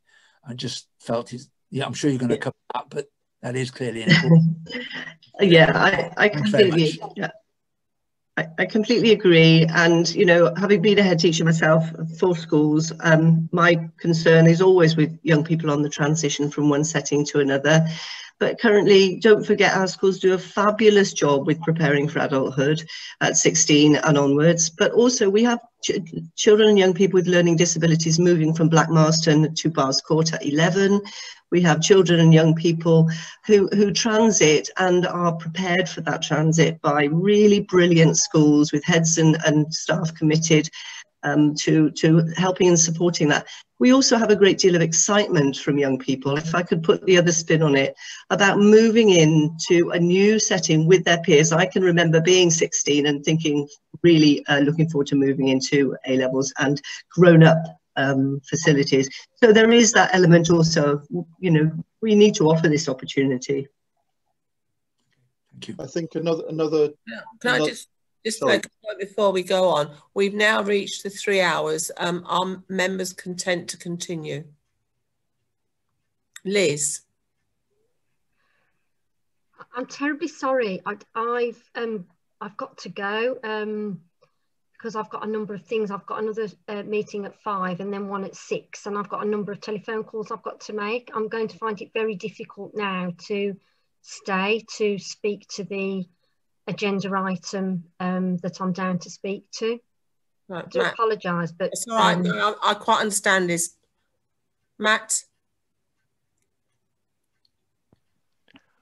Well, you have the option of deferring the agenda item. That doesn't help particularly because the next meeting's not until June, when we'll have the later quarterly update. So it's up to you. There would be a possibility of convening another meeting over the course of the next couple of weeks if you thought that was required. How do members feel about that? Because we've got the work programme as well. Yeah, I'd be happy to defer, like you say, to give it. Would that be okay, Liz? Yeah. Yeah, I agree. Yeah, I can come back another time. Just struggling now, really. I'm the same actually. I've got meetings as well, 2 more meetings today. I think it would be wrong not to do your report justice. So if we could arrange another meeting fairly soon, round your commitments, because I recognise that probably of everybody here, your commitments are the greatest to try to work round. If you could liaise with Matt, and we'll sort something out for that and the work programme. All right, Chris? Yeah, thumbs up. Okay, right. Okay. Thank you very much. Thank you. If it's agreeable to everybody, then I'll... No, gosh, don't worry. But okay. I'll leave the meeting then if it's agreeable to everybody. No problem. Okay, thank you very much. Thank you. Bye-bye. Councillor Marsh. Yes, thank you. Yes, I'm both pleased and, I must say, deeply confused about the procurement exercise, and I still would appreciate it given the large quantities of written material that are out there that say 2 to 16, that this committee will recommend that, or will note that this is now changed, because I hate meaningless consultations. I just hate to have a consultation where basically that nothing is going to change. And it does seem to me there are going to be a number of challenges with the timescale of getting the consultation underway. And personally, I wouldn't mind if the the feasibility moved back slightly in order to to be informed by the consultation. But I'm delighted by Sue's statement that that there hasn't in effect been a decision to already get rid of the sixth form, and I would be much appreciative if you could in some way in your scrutiny notes note that point that has been given to us today. Thank you. Okay. Councillor Norman, did you want to say anything? I would like to make a few comments, but did Councillor Hay want to come in? Oh, yes, sorry, Councillor Hay. Yeah. I don't know. Was Councillor Norman going to talk about Westfields? Because I know that a lot of emphasis has been on that, but I was going to raise another point. But that's all right. Well, I think Councillor Norman possibly was, so I'll come back to you, Councillor Hay. Councillor Norman. Yeah. Thank you. Well, it was in general response, and it was to say thank you for the input. It's obviously aired this quite considerably, which is very important. But it was also actually to remind us all that this is, we're looking at Westfield because it's controversial, it's an issue that's causing concern, but this is a strategy for the whole county, in fact, and it's really important that we bear that one in mind. We, much as we listen to Westfield and we're aware of their issues, what we're looking at is for the whole county, and it's crucial that is, we keep that overview of what we're looking at. This would be one part of the county that was being given a slightly different take, if you like, to the rest of the county, where all children come in, even young children, to Hereford. And this is what we're actually, one of the things, if I understand it well, we're trying to minimise travel for younger children is one part of what we're looking at, rather than, it would mean there were more children at Westfield, and older children would be the ones that would be encouraged and supported to travel if the decision was made. And the other thing to say really was that, it's a very good point that the human versus the cost thing is always a dilemma for council, always. I mean, I think almost everything we look at, we're having to weigh up, what is best for our children, the reality of wanting to do so much for them, which we all do, versus the costs that would be involved. And that's incredibly difficult. And we're never going to, get it right. We're never going to be able to find the money to do everything that we want to do for our children or indeed for anybody else. So it is a real dilemma. And I think what we want broadly is to make sure that all children have the same opportunities, the best possible opportunities, and that our children with disabilities, our special needs children, actually they need the open new opportunities just as much as mainstream children do. So that's sort of the way I'm looking at it. totally sympathetic to Westfield and to the children of that Leominster area, absolutely see where they're coming from. But we've got to look at this in a much bigger, broader, county-wide way. Yeah, and I think we need to recognise that for every other part of the county, they don't have the facilities that Westfield has of having a sixth form within their area. So I think that is an important point.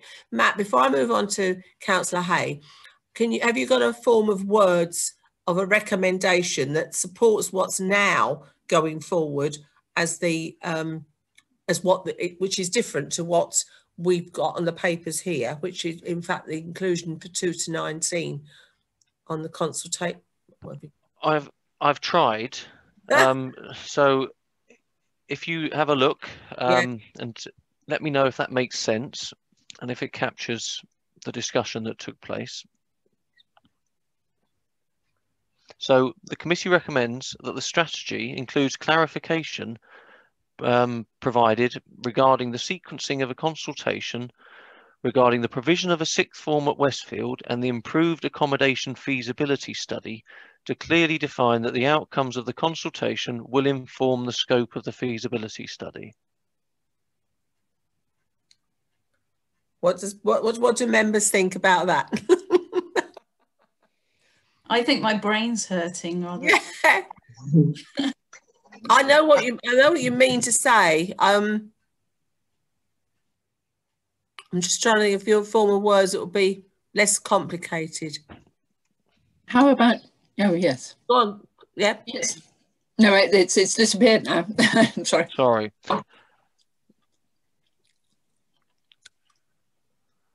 Does that simplify it? That the strategy includes clarification to clearly define that the outcomes of the sixth form consultation will inform the scope of the feasibility study. That looks clearer. Yes, I mean, it could just say that the strategy clarifies that the outcomes. It includes out, Matt.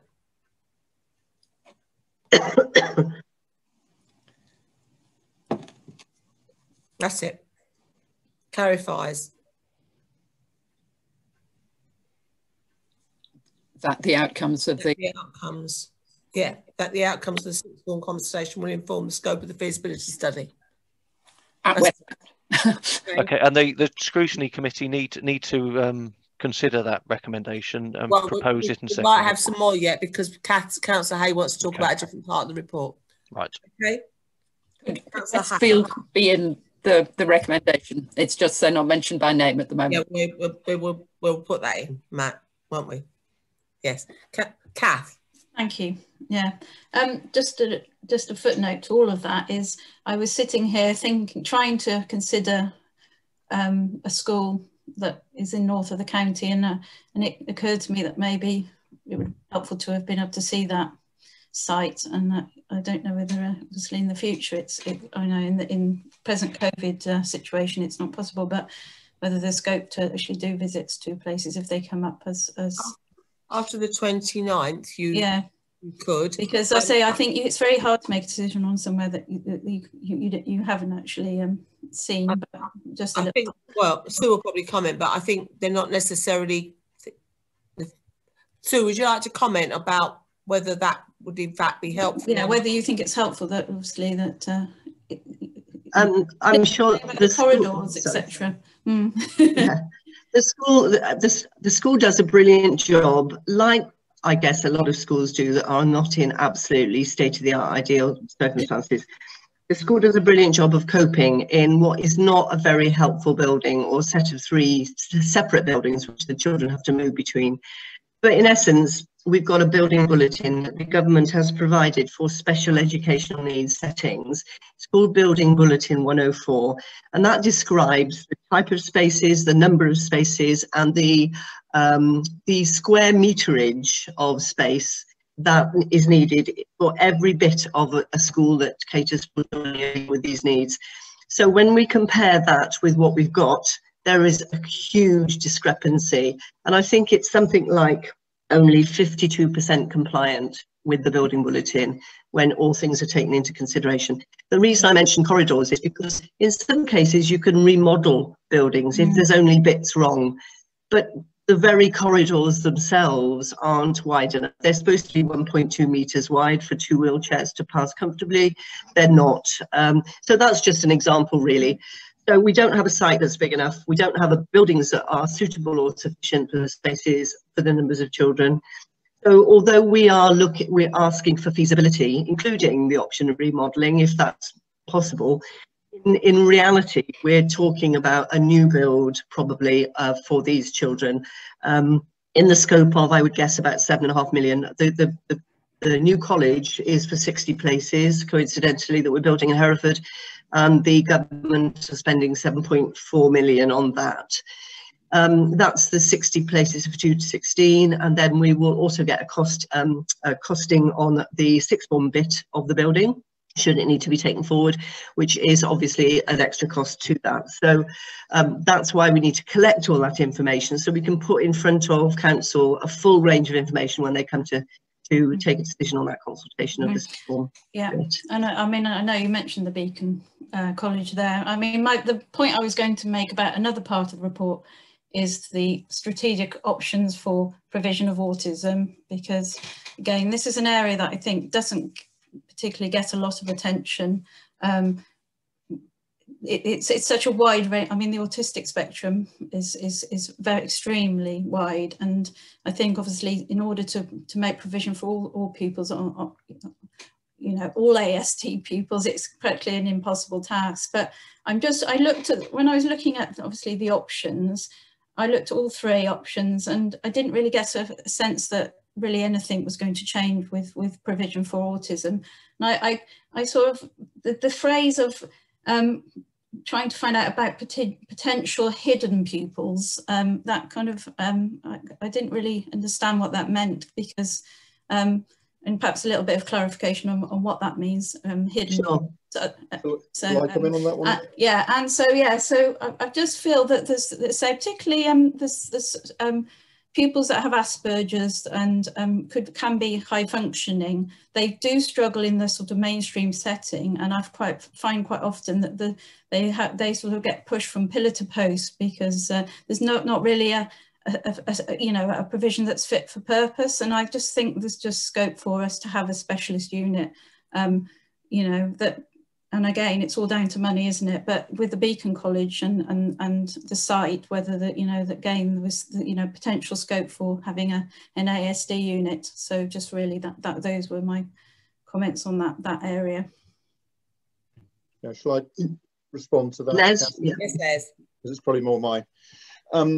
Yeah. Okay. So as you say, the autism spectrum is extremely broad, and the vast majority of those youngsters we would expect to manage in a mainstream school with support. We are currently, we have currently embarked on a major training program across 3 years to offer training on autism to all of our schools. So from nationally accredited training by the Autism Education Trust, that's sort of halfway through its first year because it got delayed by COVID. So that's kind of, you know, looking at the universal provision. Then in addition to that, we have a base at Hampton Dean Primary School and also the Bishop of Hereford School that is an autism base within a mainstream school. So that's, you know, sort of additional support in addition to what might be available in mainstream. But certainly at secondary age, we have recognised that there are quite a number of, when I say quite a number, more than 10 youngsters who will find mainstream schooling, no matter how good the support is and no matter you know, how supportive the base is, that the whole environment is you know, too overpowering to the senses. You know, the sensory overload will be too great for them and they need something else. So that's what we're describing in the strategy, because our only other response is to place them as an out-of-county independent or non-maintained school at distance, which is not great, and at high cost, very high cost. So, and that takes funding from the rest of the provision that we have in Herefordshire. So for that reason, we're having, you know, that's the exploration that the strategy describes, is to see whether that's feasible. What we also know is that there have been requests for a specialist school for autism, but as we've described it elsewhere in this strategy, we know that needs to be in excess of 60 pupils to be viable, and we don't think we have that level of demand that cannot be currently met by our other provisions. So we're looking for something in between, as you just, you know, I'm trying to lose the word unit because that implies segregation, but a base ideally managed by one of our existing schools or provisions, because as I say, we probably cannot afford the revenue to create a separate school, and we want to kind of explore what that might look like, along with the National Autistic Society local branch and any other interested parties who will inform that that discussion. So that project is not as far advanced as the one we've been talking about with Westfield or the Beacon, you know. So obviously we'll have less detail, but we're describing the strategy where we want to go with that. Yes, I mean, I think it looks like there's a long way to go, like you say, in terms of finding a solution to this ongoing problem, because this is something that was raised with me about 2 years ago by Debbie Hobbs of the National Autistic Society, and I say it seems to me that there's still this problem that, like you say, it's not an easy one to solve, but I think, like you say, I think I'd like this to come back as an issue that needs to be looked at seriously, because there are children that are missing out on a full and complete education because there's nowhere for them to go essentially at the moment. And I know it's not huge numbers, but I mean, as we say, every child matters, and any child that's not getting an adequate education is important. So I think it's something that needs to be revisited, because not much has been progressed here from what I can see. But that's the purpose of this strategy, is to state our intent, and it holds us then to account to deliver on those areas, really. It does actually comment in here, though, that you are looking at increased provision for primary school children.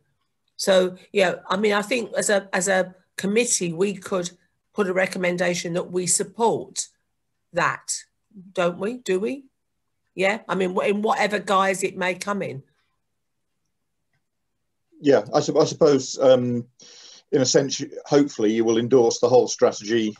Yeah, you know, in its entirety, unless you've got objections to particular parts, you know. So I think it's good to support extra provision as long as it's fit for purpose provision. I think this is it. And I think there's the National Autistic Society doing a local needs questionnaire and asking parents about schooling, etc. And I think when the results come back from that, it will be, you know, that can also feed into it. So like you say, I think, as you say, as long as it's still on the table.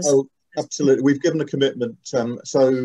Debbie Hobbs, as chair of the NAS and of the Parent Carer Voice, sits on the SEND strategy group that we have, and Sue has presented this strategy in its draft form and the results of the consultation back to that group. We've undertaken to attempt to have the initial discussions with the NAS this year, once Sue has cleared the immediate work on you know, getting the Westfield project underway in whatever form that takes. So it's fairly imminent that we will be having those initial discussions.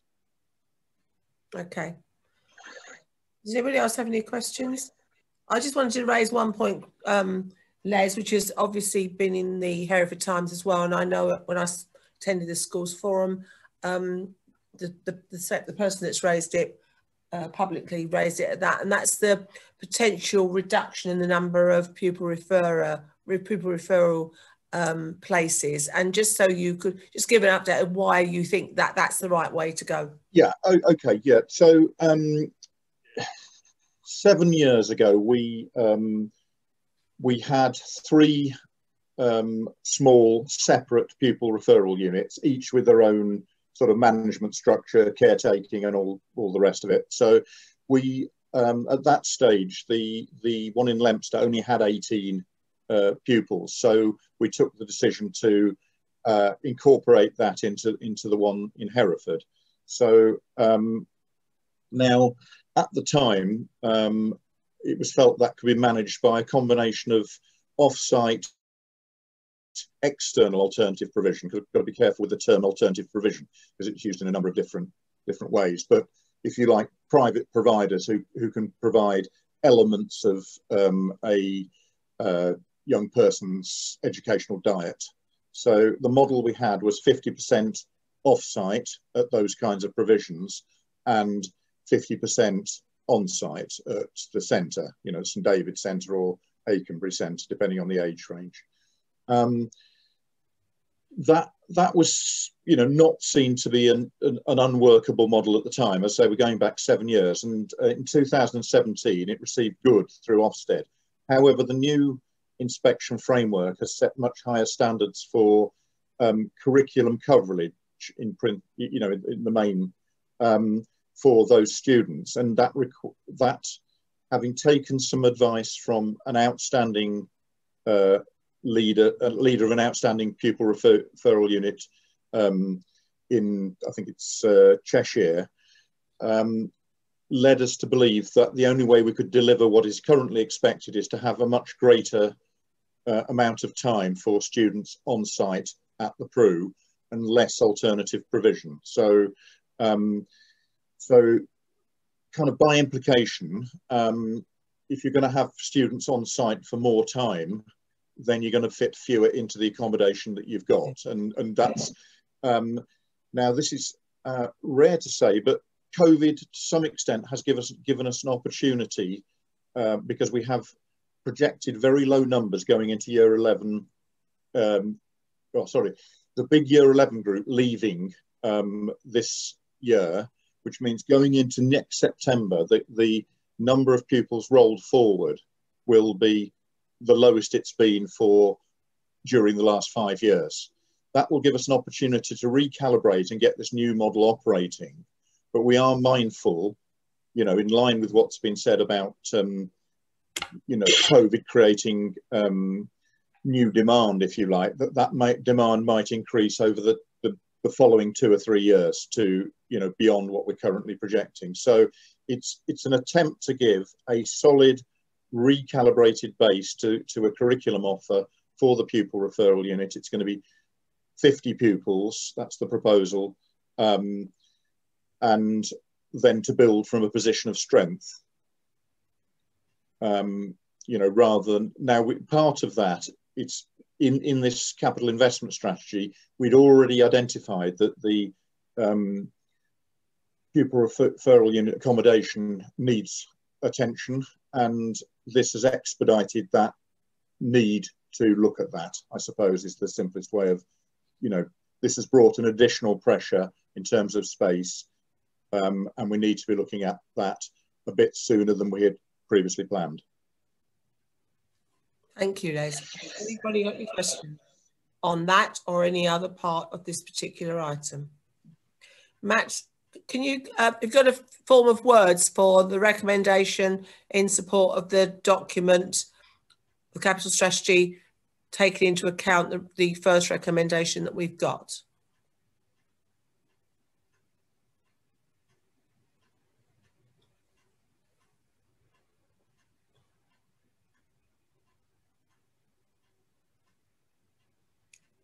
Right, and then we need a recommendation that if you allowing for bullet point 1, we support the recommendations of the capital investment strategy. So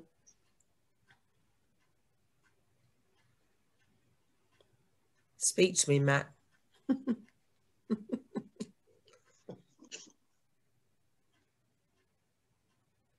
Is he talking? I can't see. No, he's not. Apologies, I made the age-old mistake. Well, the first recommendation there, the first bullet point, just seeks clarification.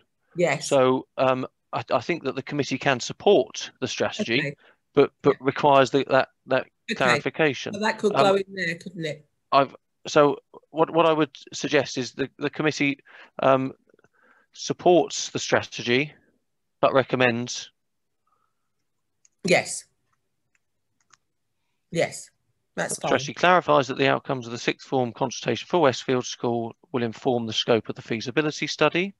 And I've put a second one in there around autism provision, and that is request that further detail is presented to a future meeting of increasing provision offered for children with autism.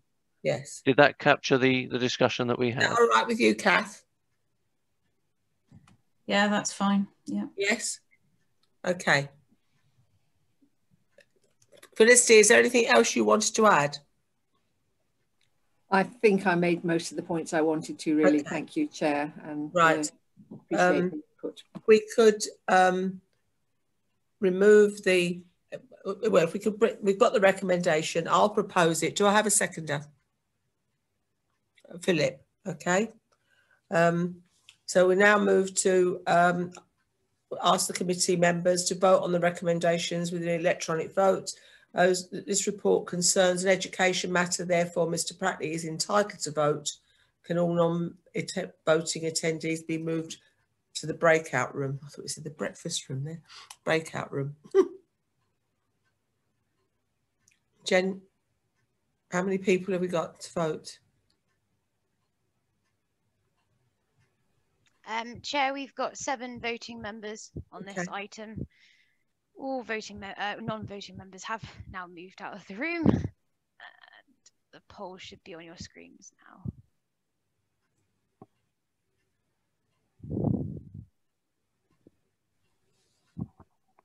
Okay, has everybody voted? Yep, those have been unanimously approved, Chair. Right, we can bring the people back in from the breakout room.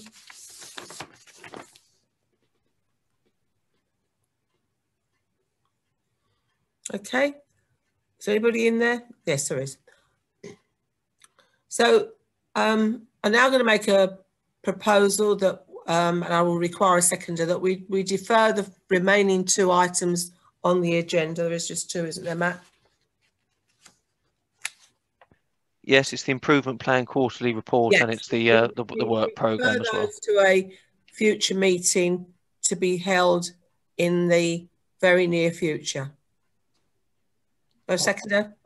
Councillor Andrews. And before we close the meeting, I would just like to formally thank Matt for all the work that he's done in getting all those people together from CCG, Mental Health Trust, and other bodies, because that's a mammoth task. And, you know, I'm really, really grateful for all the work you've done in that, Matt. All right. I want that limited, please. Okay. Thank you. Okay. And we'll liaise with you about another meeting. We'll try to work, well, we'll work around Liz, but we'll also try to work, if we can, around Graham Andrews. Well, okay, that's fine.